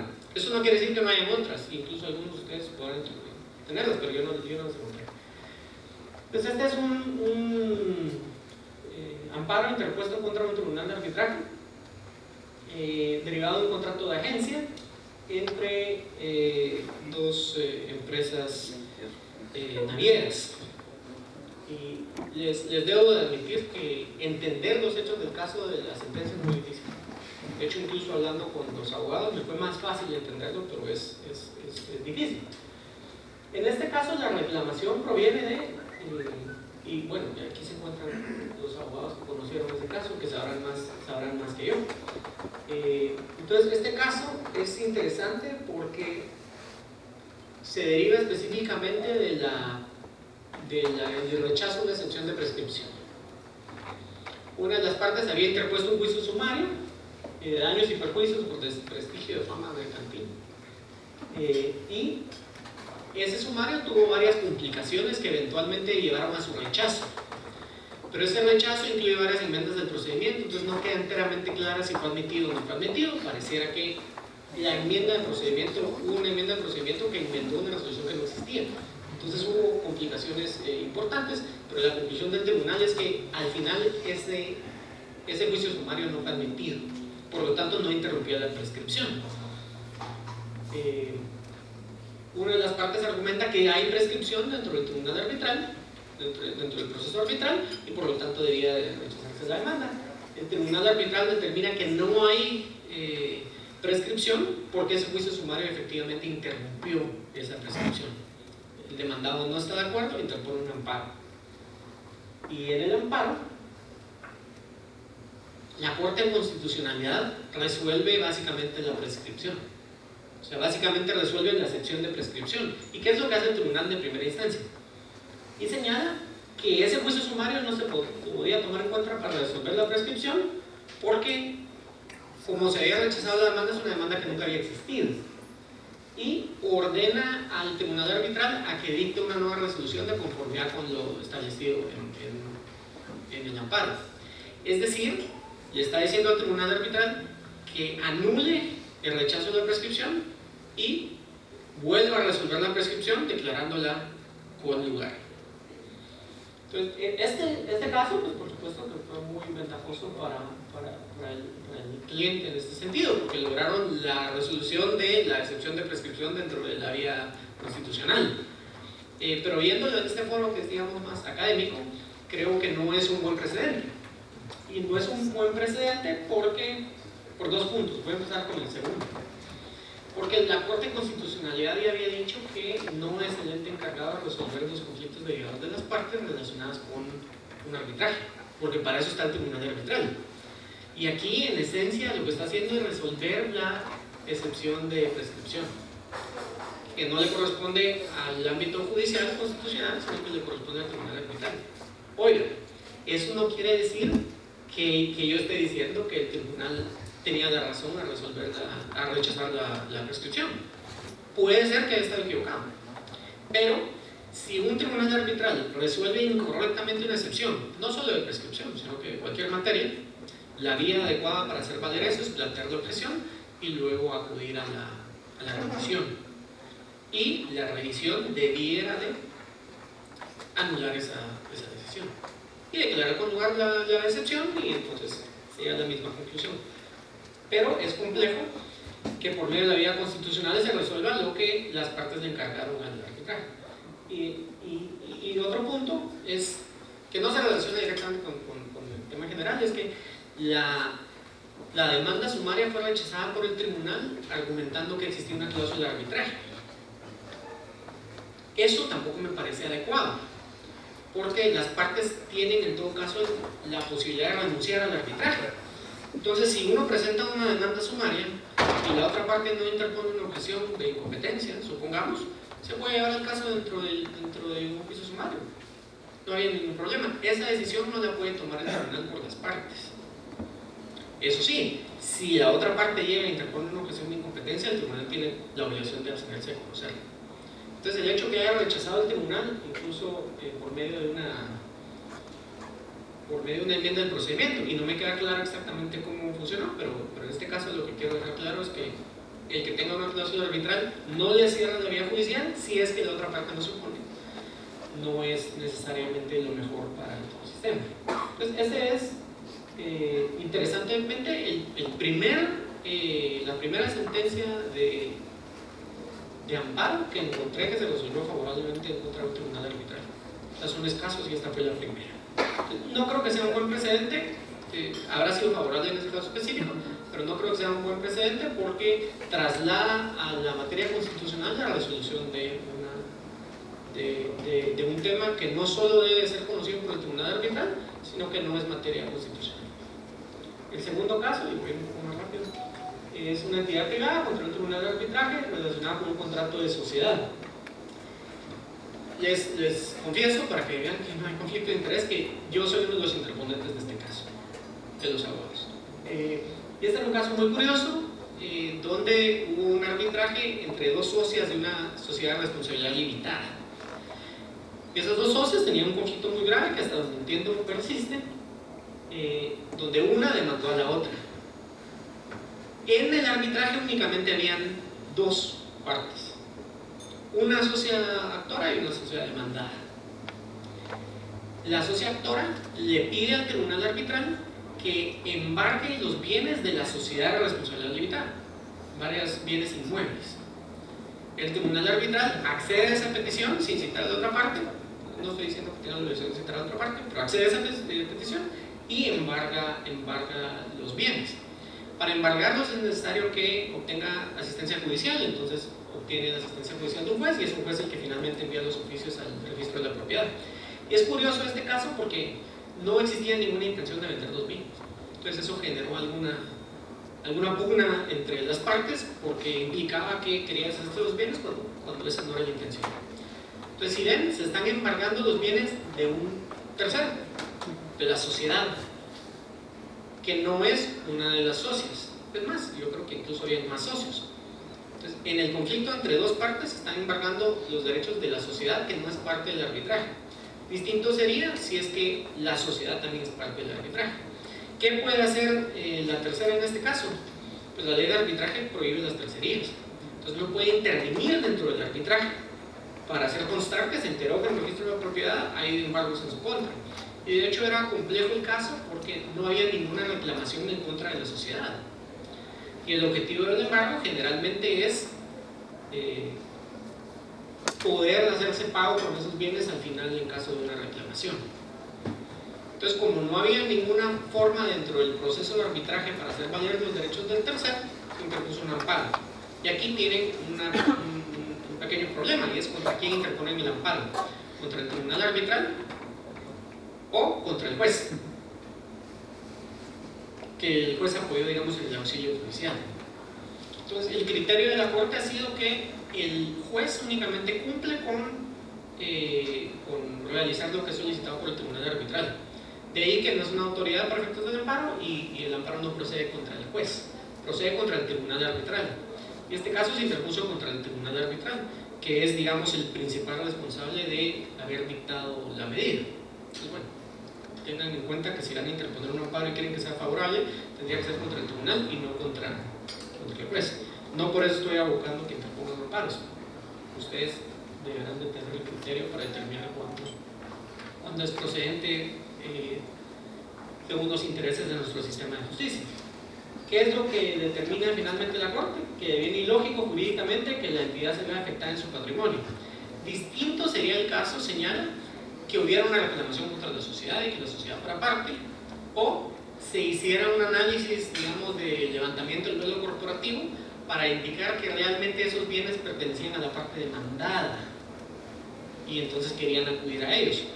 Mi recomendación en este caso habría sido demandar también a la sociedad, demandar también a la sociedad desde el principio para que fuera parte, o si la preocupación era que los bienes estuvieran en riesgo porque la otra parte podía usar su influencia accionaria para que fueran vendidos, el tribunal arbitral tiene pleno control sobre las partes y podría haber dictado una medida a las partes obligándolas a no tomar medidas para vaciar los bienes de la sociedad, por ejemplo, pero a las partes, solo los que están dentro y es lo que señala el tribunal, ¿no? Ni siquiera se hizo relación a que los bienes de la demandada son insuficientes o puedan ser insuficientes, sino directamente se afecta el patrimonio social como si fuera sujeto pasivo.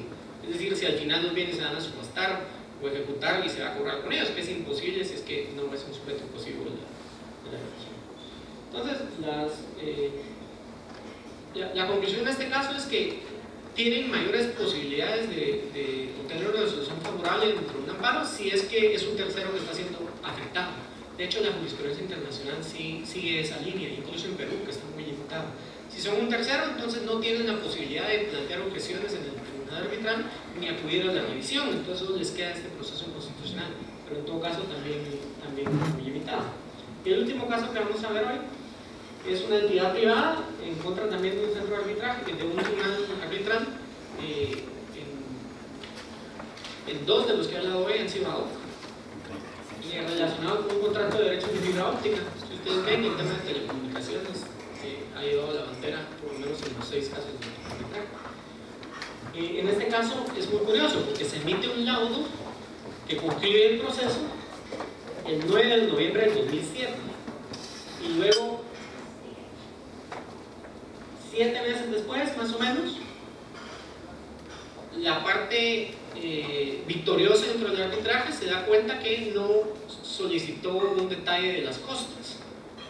Es decir, tuvo una condena, o sea, tuvo el derecho a costas dentro del laudo, pero no tenía forma de determinar a cuánto ascendían. Entonces, 7 meses después acuden al tribunal arbitral, que los que han sido árbitros, han participado en arbitraje, se dan cuenta que uno, pues 7 meses después de que ya emitió el laudo, ya está en su oficina, ya generalmente está devuelto el expediente al centro de arbitraje. Entonces, 7 meses después, le pide al tribunal que haga una liquidación de costas. Y el tribunal lo que hace en este caso es que le confiere audiencia a la otra parte. Digamos, es lo más sensato, razonable en estas circunstancias. Lo que determina aquí la Corte de Constitucionalidad es que la función de los tribunales arbitrales está limitada en el tiempo a ciertos hechos específicos y que inicia con la demanda de arbitraje y concluye con el laudo y, en su caso, la corrección o ampliación del laudo, o un laudo adicional que lo puede prever la cláusula arbitral, la ley o el reglamento de arbitraje. En este caso, el tribunal ya había emitido el laudo y entonces ya había cesado su función como tribunal arbitral según la Corte de Constitucionalidad. Entonces, finalizó su actuación, no hubo corrección o interpretación o laudo adicional y entonces ya no podía solicitarse ninguna actuación al tribunal. Yo creo que no es el caso en esta oportunidad, pero sí hay algunas actuaciones posteriores que puede realizar el tribunal arbitral, como por ejemplo emitir el secretario, emite una certificación del laudo, que eso puede ocurrir años después, si es que tienen la necesidad de ejecutar el laudo, por ejemplo. Y el Tribunal Constitucional señala que no puede considerarse legal una actuación del Tribunal de Arbitraje que se produce con posterioridad a este hecho. ¿Qué conclusiones podemos obtener de acá? Primero, tomen en cuenta el tema de costas al momento de la emisión del laudo, incluso antes. O sea, si van a pedir costas, también pidan que el tribunal las identifique específicamente. La resolución en este caso es difícil de llegar a una conclusión porque depende de lo que haya dicho la cláusula arbitral sobre la materia. Generalmente no contiene algún aspecto específico sobre costas. Y tomen en cuenta que es necesario que hagan valer todas las reclamaciones dentro del proceso arbitral y no varios meses después. O sea, me parece que el criterio de la Corte Constitucional es rígido en esta circunstancia. No por eso estoy diciendo que no sea el correcto, pero sí es una circunstancia bastante fuerte en este sentido. Esos son los tres casos en contra de tribunales arbitrales. ¿Qué lecciones generales podemos obtener de esto? Y ya voy a llegar a una conclusión específica.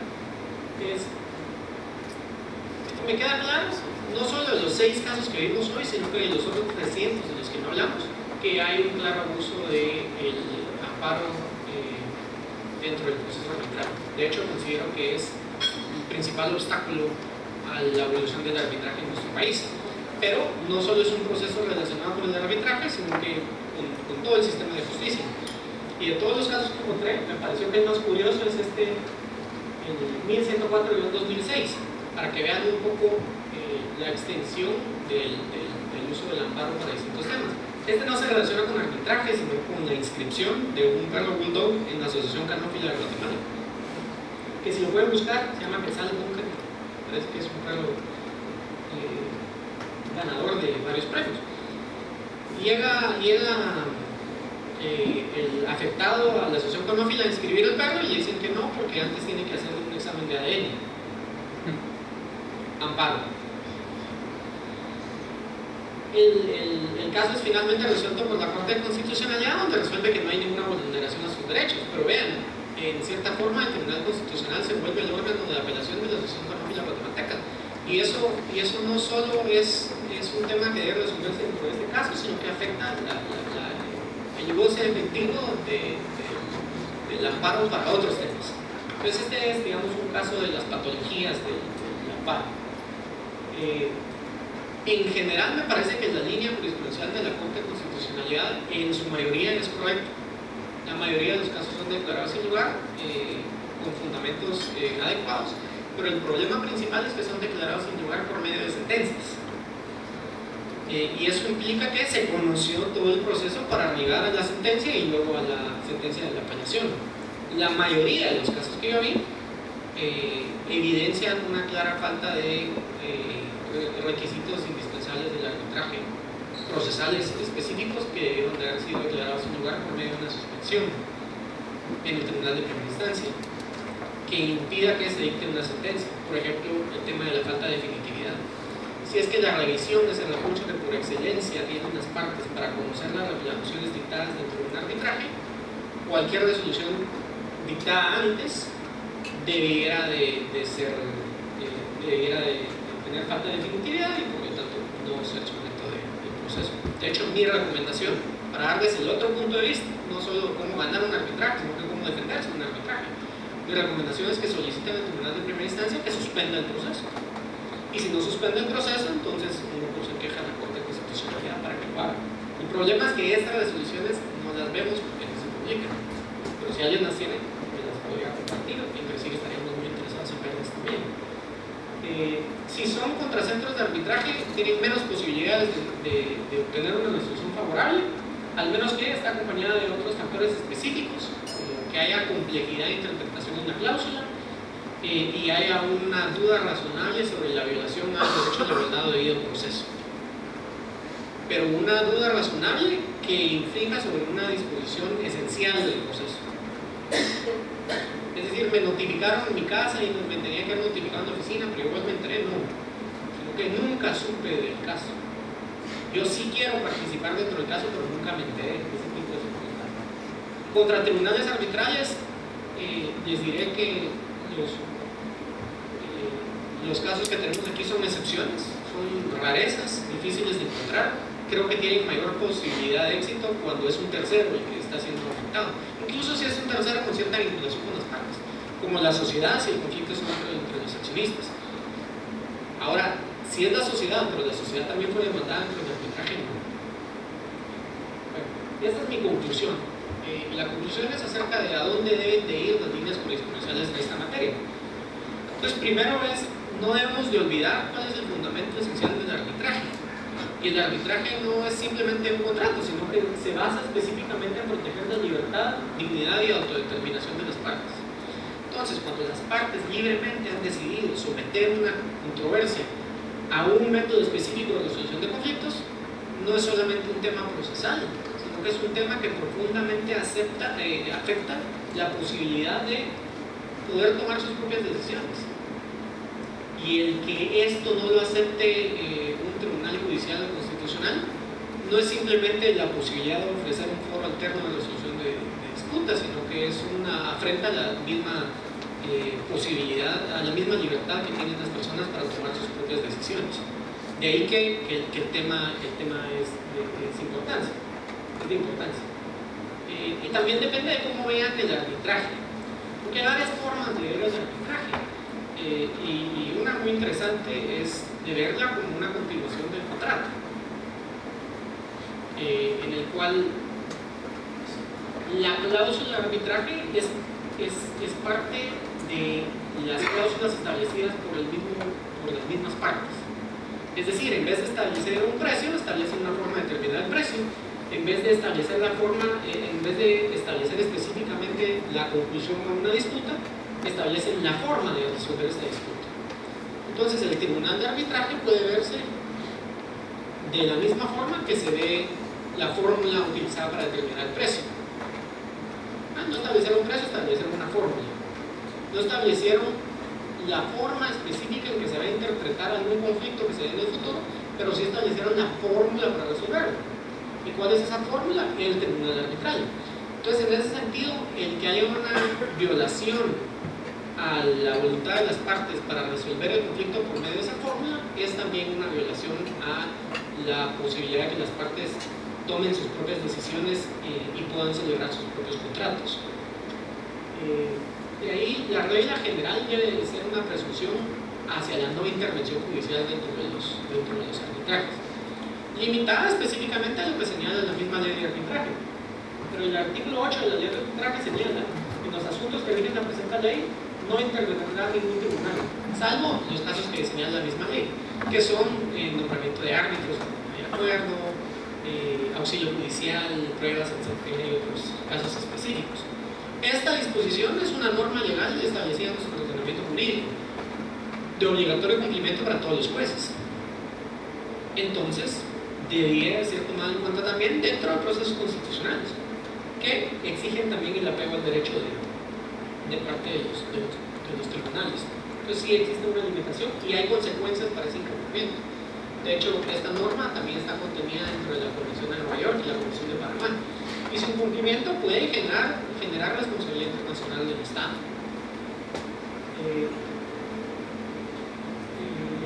Penúltimo, la falta de legitimidad pasiva del centro de arbitraje. Y este es un concepto firmemente establecido en otras jurisdicciones como Perú, Colombia, México, incluso Panamá en cierto sentido, en cuanto a que tienen disposiciones constitucionales también más estrictas sobre la materia susceptible de un amparo. Pero el centro de arbitraje no actúa como autoridad. Y si ustedes leen adecuadamente las disposiciones constitucionales sobre el amparo, establecen que se puede interponer también contra sujetos de derecho privado, pero esos sujetos de derecho privado deben de actuar como autoridades. Y por eso es que hay amparos contra proyectos, hospitales, etc. Pero es cuando actúan como autoridad. Porque si no llevan una relación horizontal con algún otro sujeto de derecho privado, podría interponer un amparo. No, únicamente cuando actúa como autoridad. Y los centros de arbitraje generalmente no actúan como autoridad. Simplemente son entes que prestan un servicio por encargo de las partes. Hay otra teoría que dice que los mismos tribunales arbitrales no son autoridades, pero derivado de nuestra amplia regulación constitucional sobre este tema, creo que ese argumento es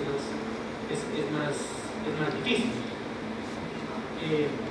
De ahí que si hay falta de legitimidad pasiva debería de suspenderse el arbitraje y que sea innecesario llegar a esos 300 sentencias y ocupar el tiempo del Tribunal Constitucional en primera instancia y segunda instancia en resolver asuntos tan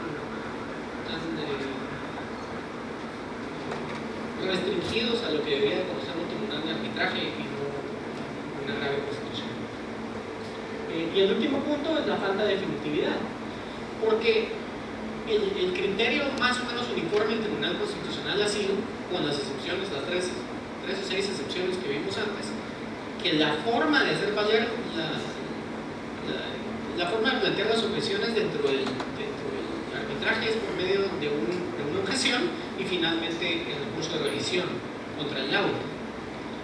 Entonces, si existe un procedimiento legalmente regulado para hacer valer esos derechos, las partes deben de agotarlos antes de acudir a la vía constitucional, independientemente de cuál sea la objeción.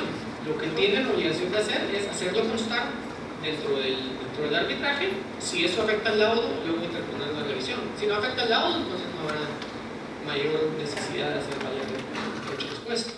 Ahora, si ustedes no interpusieron la objeción, sí se les cierra la vía a luego argumentar la revisión o la posibilidad de que no sea ejecutado. Entonces sí tienen que hacerlo constar. Pero simplemente le informan al tribunal por medio de una carta de protesta que ha cometido un acto que viola sustancialmente alguna disposición aplicable. Y eso queda constancia dentro del expediente y luego ustedes podrán hacer valer el derecho ante una sala de apelaciones en la revisión.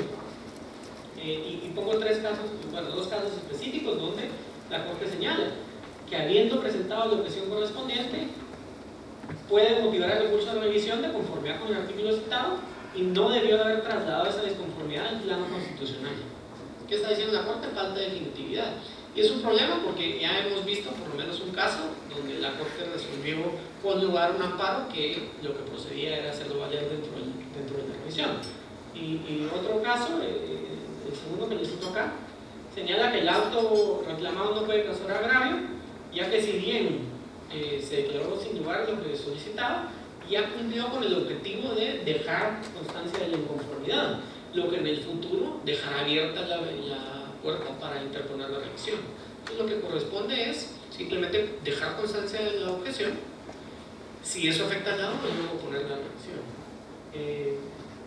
Bueno, y finalmente el último punto es, de todos los casos que he visto, y ahora no hablé específicamente de los amparos interpuestos contra la revisión, pero de los que he visto me parece que tienen una mayor posibilidad de éxito si interponen un amparo contra la revisión, que es un acto judicial sujeto a lineamientos más estrictos y en el cual los tribunales constitucionales tienen más experiencia que si interponen contra el centro de arbitraje o el tribunal arbitral.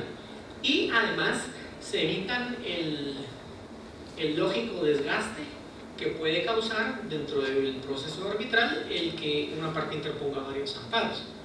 No con eso quiero decir que no puedan hacer valer sus derechos constitucionales, pero si ustedes tienen un arbitraje donde hay 5, 6, 7, 8 amparos, puede ser que el tribunal arbitral sienta que es una estrategia no para hacer valer un derecho constitucional, sino que para retrasar el proceso. Y eso es importante no solo porque atrasa el proceso para las partes, sino que porque puede dañar la credibilidad que pueden tener los abogados ante el tribunal. Y al final ustedes quieren que el tribunal confíe, porque habrán algunos puntos de prueba, por ejemplo, en el cual el tribunal tendrá que hacer alguna valoración específica. Entonces, en ese sentido, también pierde mucho un abogado que interpone varios amparos con una probabilidad de éxito del 2%, que sí simplemente plantea la objeción, que incluso esa objeción puede hacer que el tribunal reflexione y que cambie de opinión, y se espera la revisión para interponer un amparo, si es que en caso procede, y que tendrían mayores posibilidades de éxito dentro de la revisión que dentro del proceso arbitral. Les cito aquí un caso muy interesante que les recomiendo que lo lean, que es el caso María Julia del Tribunal Constitucional de Perú, donde curiosamente el Tribunal Constitucional declara que no procede el amparo ni contra la revisión, porque considera que la revisión es un proceso suficientemente exhaustivo para revisar también la vulneración de derechos constitucionales.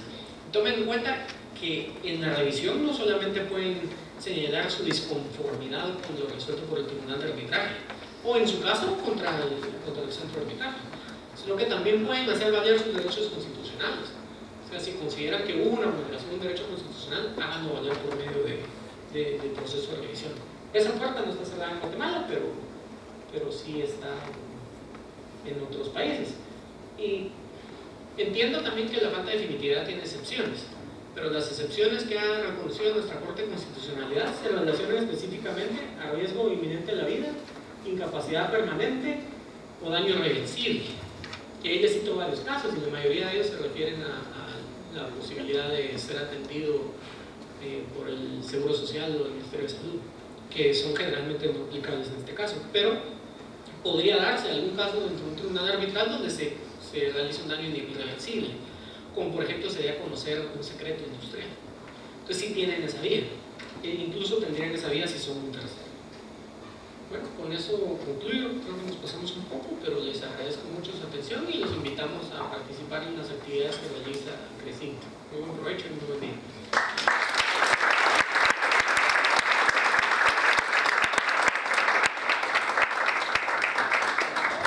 No sé si yo tengo tiempo para algunas preguntas, los que no tienen tiempo, pues los invitamos a que participen en otras actividades, pero si alguien quiere exponer algún tema específico, pues bienvenido. Puede hacer alguna pregunta, ya sea ahora público o después. Sí.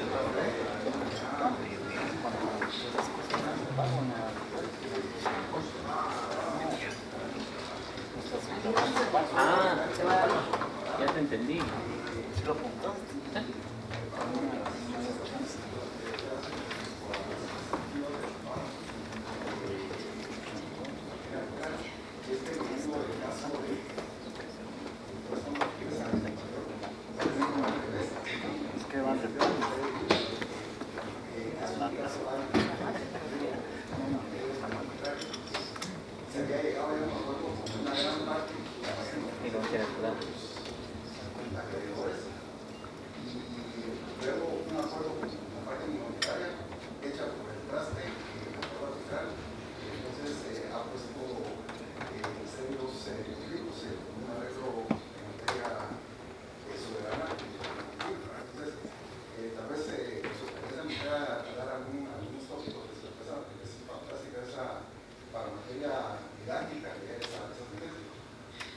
Muchas gracias.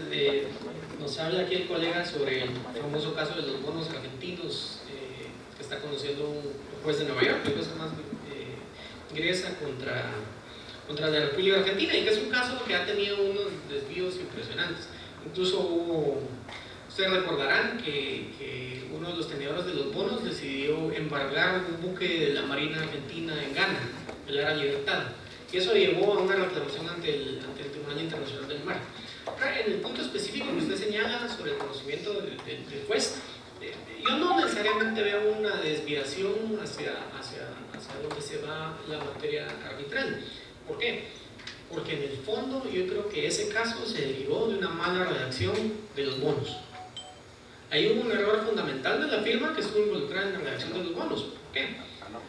Porque son bonos soberanos emitidos por el gobierno donde se emiten miles de bonos. Y lo usual es que exista una cláusula dentro de los mismos bonos por medio de los cuales las mayorías de tenedores pueden tomar decisiones que sean vinculantes para los demás.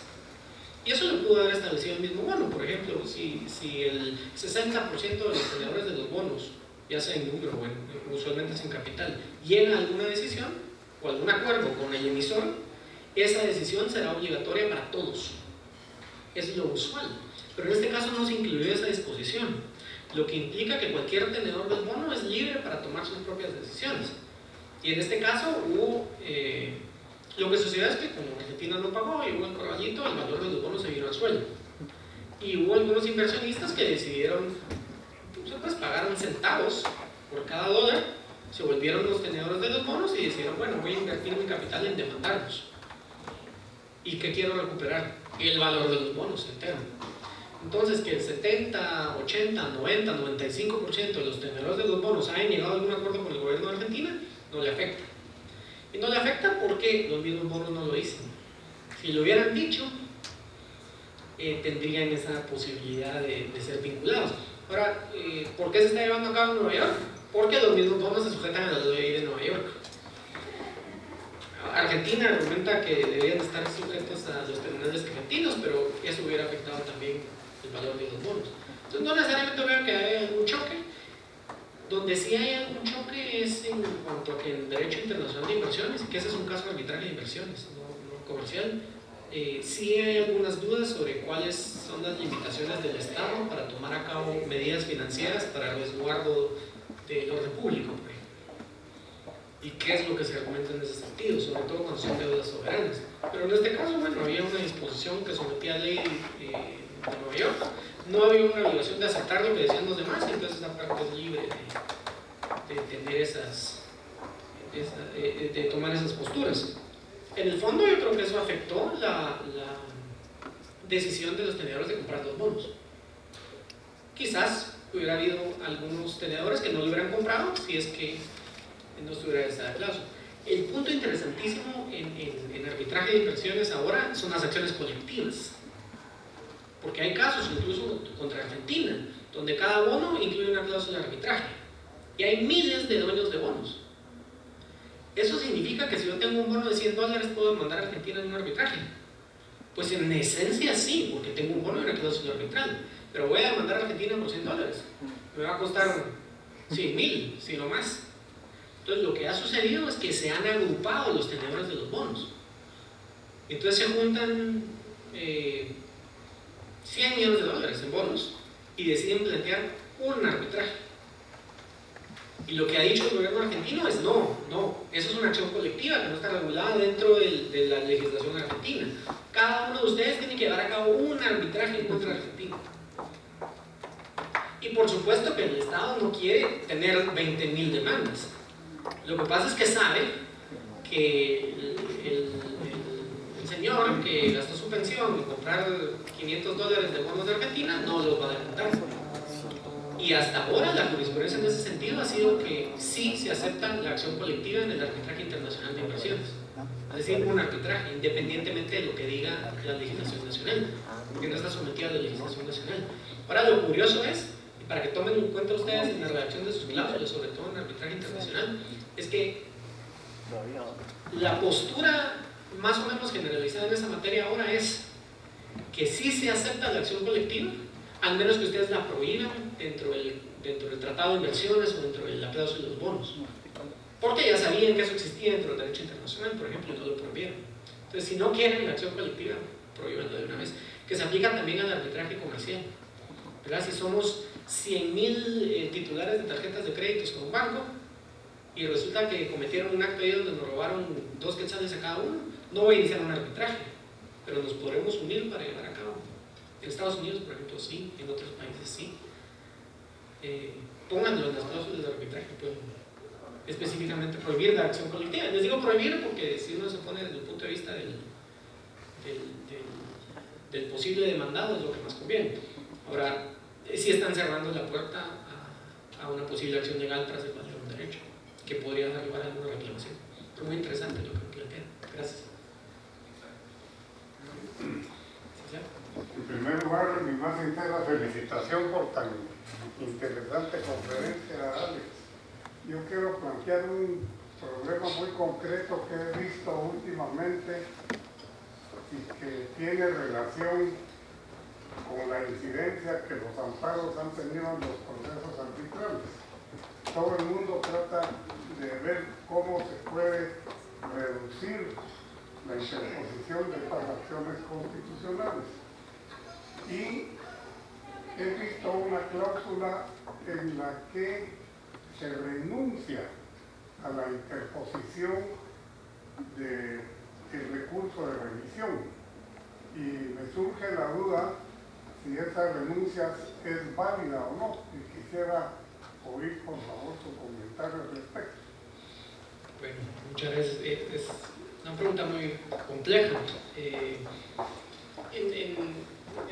En derecho internacional comparado, esas cláusulas son bastante frecuentes.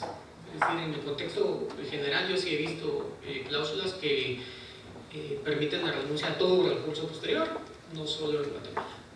Y en el derecho internacional he visto posturas muy variadas. Desde aquellos que dicen que no es válido renunciar a un recurso porque es un derecho constitucional, hasta aquellas que dicen que sí es válido renunciar a la posibilidad de interponer una revisión cuando esa revisión se fundamenta exclusivamente en no estar de acuerdo en la conclusión a la que llegó el tribunal. Pero si esa revisión se fundamenta en una violación al orden público, una resolución que contraríe el derecho, es irrenunciable. Por ejemplo, si lo que ocurrió ahí fue un caso de corrupción con un árbitro o una integración equivocada del tribunal arbitral, no importa. Entonces, dentro del derecho internacional comercial, me parece que esa es la postura más adecuada. Es decir, si ustedes tienen un arbitraje internacional no sujeto a la ley guatemalteca, me parece que esa es la postura más adecuada. Es decir, sí pueden renunciar a los recursos cuando se fundamentan exclusivamente en que no están de acuerdo. Porque el proceso de revisión es básicamente un proceso de conocimiento posterior. O sea, no es una casación limitada, eso sí. Entonces, sí pueden renunciar si no están de acuerdo, pero no si es que hubo una vulneración a una cuestión fundamental. Derecho internacional. En Guatemala me parece que la conclusión más razonable es que no es posible renunciar al recurso de manera anticipada. Es decir, que dentro de la misma cláusula establezcan que se renuncia al recurso de revisión, no.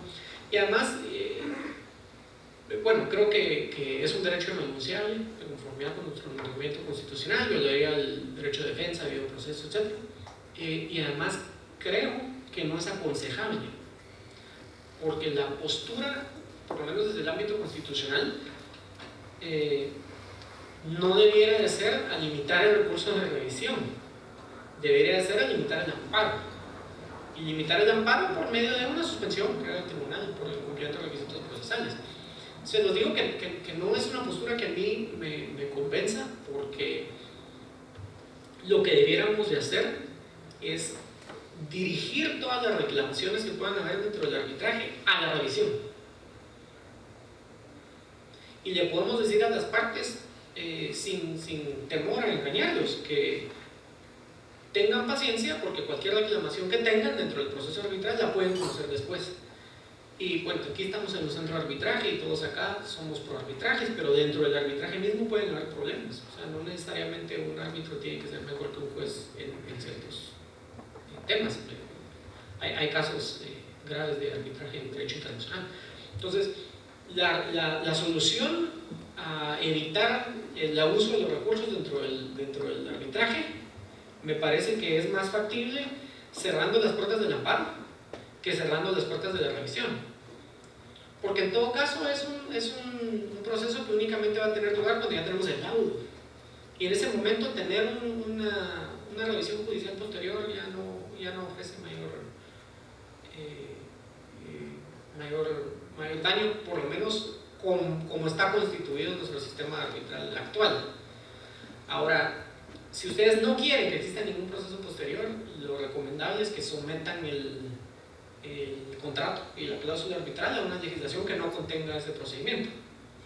Porque ustedes pueden incluso celebrar un arbitraje en Guatemala de conformidad con la ley de nuestro país.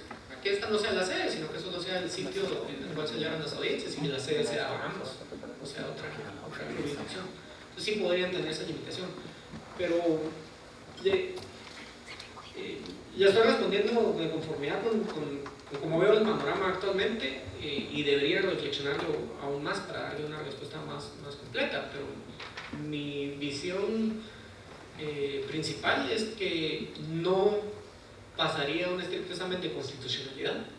Es decir, que un juez decida rechazar la revisión porque la cláusula lo prohibía, sí da lugar a una interposición de un recurso de amparo con mayores probabilidades de éxito, y nos cierra un poco el camino que he estado tratando de construir, o que varios hemos tratado de construir, respecto a decirle a las partes que tengan paciencia, presenten su visión y finalmente resuelvan todo por medio de la revisión. Muchas gracias. Me da mucha pena abusar aquí, pero del tiempo de todos, pero creo que aprovechando ya es un experto en esta materia, es bueno plantear algunas dudas. En esto de la revisión, todos sabemos que el gran problema consiste en que no se anula el laudo, sino que el tribunal, en los casos específicos que señala la ley, puede entrar a conocer el fondo del asunto, confirmando, revocando o enmendando. Es decir, prácticamente se vuelve un tribunal de apelación. ¿Cómo queda mi derecho basado en la autonomía de la voluntad de haber escogido un tribunal arbitral fuera de la jurisdicción ordinaria cuando la ley de arbitraje permite que a través del recurso de revisión el asunto que yo inicialmente había sometido a la solución de un tribunal arbitral resulte al final de cuentas conocido por un tribunal de jurisdicción ordinaria? Sí, es un tema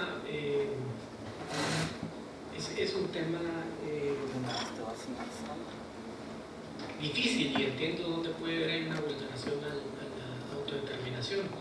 Mi respuesta, y que tal vez es una respuesta que no va a convencer a todos, es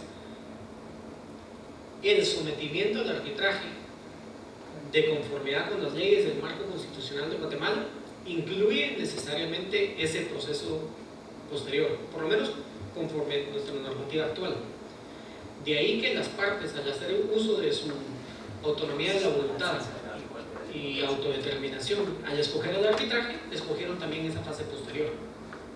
Y entonces es parte de lo que acordaron, y de esa forma yo trataría de conciliar el punto de la libertad de contratación y dignidad con la fase posterior de revisión. Es lo que acordaron, y entonces no es contrario a su autonomía de la voluntad, sino que es hacer efectivo esa misma autonomía que incluye esa parte. Y que la misma legislación, bueno, la legislación no, pero yo diría el marco constitucional, en cierta forma le prohíbe excluir esa parte. Mi postura es que va a haber un punto de la evolución del arbitraje en Guatemala donde esa fase ya no va a ser necesaria, o no va a ser necesaria, sino que incluso se va a ver como una fase que violenta ese mismo principio que ustedes están mencionando. Pero estamos muy lejos de eso. Tomemos en cuenta que todavía estamos en una fase donde hay que convencer a muchos jueces de que el arbitraje es una forma legítima de resolver conflictos que no pelea con un sistema judicial, porque muchos lo ven como una intromisión indebida a la jurisdicción que constitucionalmente le corresponde a los jueces. Entonces, y esa lucha no es de hace 20 años. O sea, hay jueces que todavía consideran el arbitraje como una intromisión impermisible dentro de sus funciones. Entonces todavía estamos en esa lucha. Hay países como Brasil que no tienen 20, 30 años de haber permitido el arbitraje, o sea, que estaba estrictamente prohibido, se consideraba como inconstitucional. Entonces tiene razón en el sentido de que se limita mi posibilidad de decidir, que la fórmula que yo apliqué en el contrato sea estrictamente la que resuelva lo que las partes están decidiendo. Y al final van a venir 3 jueces que yo no conozco, que no son expertos en la materia que yo decidí, y que no van a tener el tiempo de resolver ese conflicto específico que van a decidir. Eventualmente creo que un paso siguiente de la evolución sería ir limitando el alcance del recurso de revisión. No eliminarlo. O sea, mi propuesta no sería eliminarlo, sino que limitarlo a el conocimiento de algunos aspectos puntuales. Definitivamente los contenidos en la Convención de Nueva York, que son aspectos específicos, digamos. Yo solo tengo que determinar si es que el tribunal se integró de conformidad con lo establecido en la cláusula, si es que se respetó el proceso ahí establecido, si es que se dio oportunidad a las partes para hacer valer sus derechos, y no entrar a conocer si es que el contrato de fibra óptica cumplía con los estándares técnicos señalados por la, que es algo que yo no conozco y que no va a conocer un juez especializado en derecho mercantil. Entonces sí tiene razón, pero yo le diría que usted es un abogado ilustrado que está muy por delante de donde se encuentra actualmente el Estado del Derecho, y creo que nuestra ley tiene que ir avanzando de conformidad con la realidad.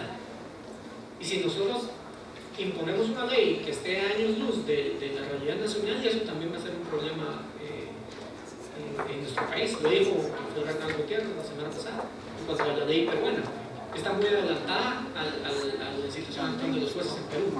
Entonces creo que tenemos que ir evolucionando. La limitación de la materia arbitral y otros puntos son aspectos que podemos ir puliendo puntualmente. Mi impresión general ha sido que las resoluciones dictadas dentro de la revisión, por lo menos los casos que yo conozco, no han afectado profundamente el contenido de los dados arbitrales.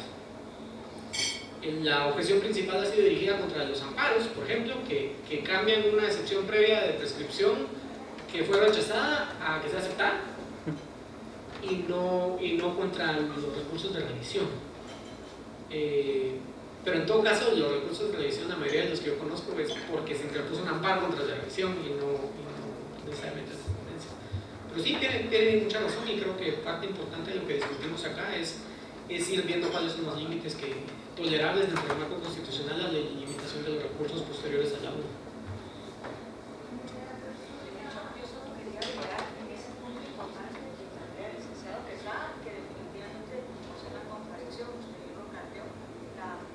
Que está contemplada en la misma ley de que en una revisión se pueda modificar el auto cuando no ha sido ahí el foro donde se ha sustanciado el proceso.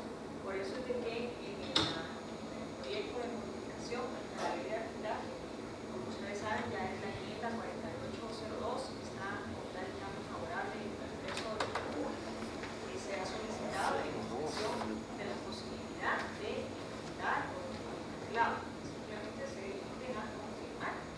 O a anular si ese existió alguna persona en el proceso. Yo no sé si hay alguna otra pregunta para el licenciado Eisenstadt esta mañana. Siendo así, quiero agradecerle en nombre de sí, Alexander, no solo por la colaboración y la puntual revisión de estos casos tan importantes que nos han traído hasta hoy, sino por toda la colaboración y el que ustedes dieron en este centro. La verdad es que si no fuera por los valores que tenemos, estamos, el tiempo que nuestros directores en perfil se refleja en la calidad de los servicios que nosotros prestamos y en la visión que tenemos de incidir en una mejor calidad de arbitraje con todas las personas que creen en esto y que quieran pues participar. Y de nuevo los invito a que nos sigan en nuestra página web, ahí encuentran el calendario de todas nuestras actividades. También si quieren participar con sus opiniones sobre la modificación que se está planteando en el Congreso, el proyecto de modificación que ya pues es una iniciativa con el número 4802. También les comentamos, se les entregó el día de hoy este brochure sobre la maestría en arbitraje internacional, que en colaboración con la Universidad Francisco Marroquín estamos lanzando en junio. Y pues con esto les damos un agradecimiento a todos por su presencia esta mañana y les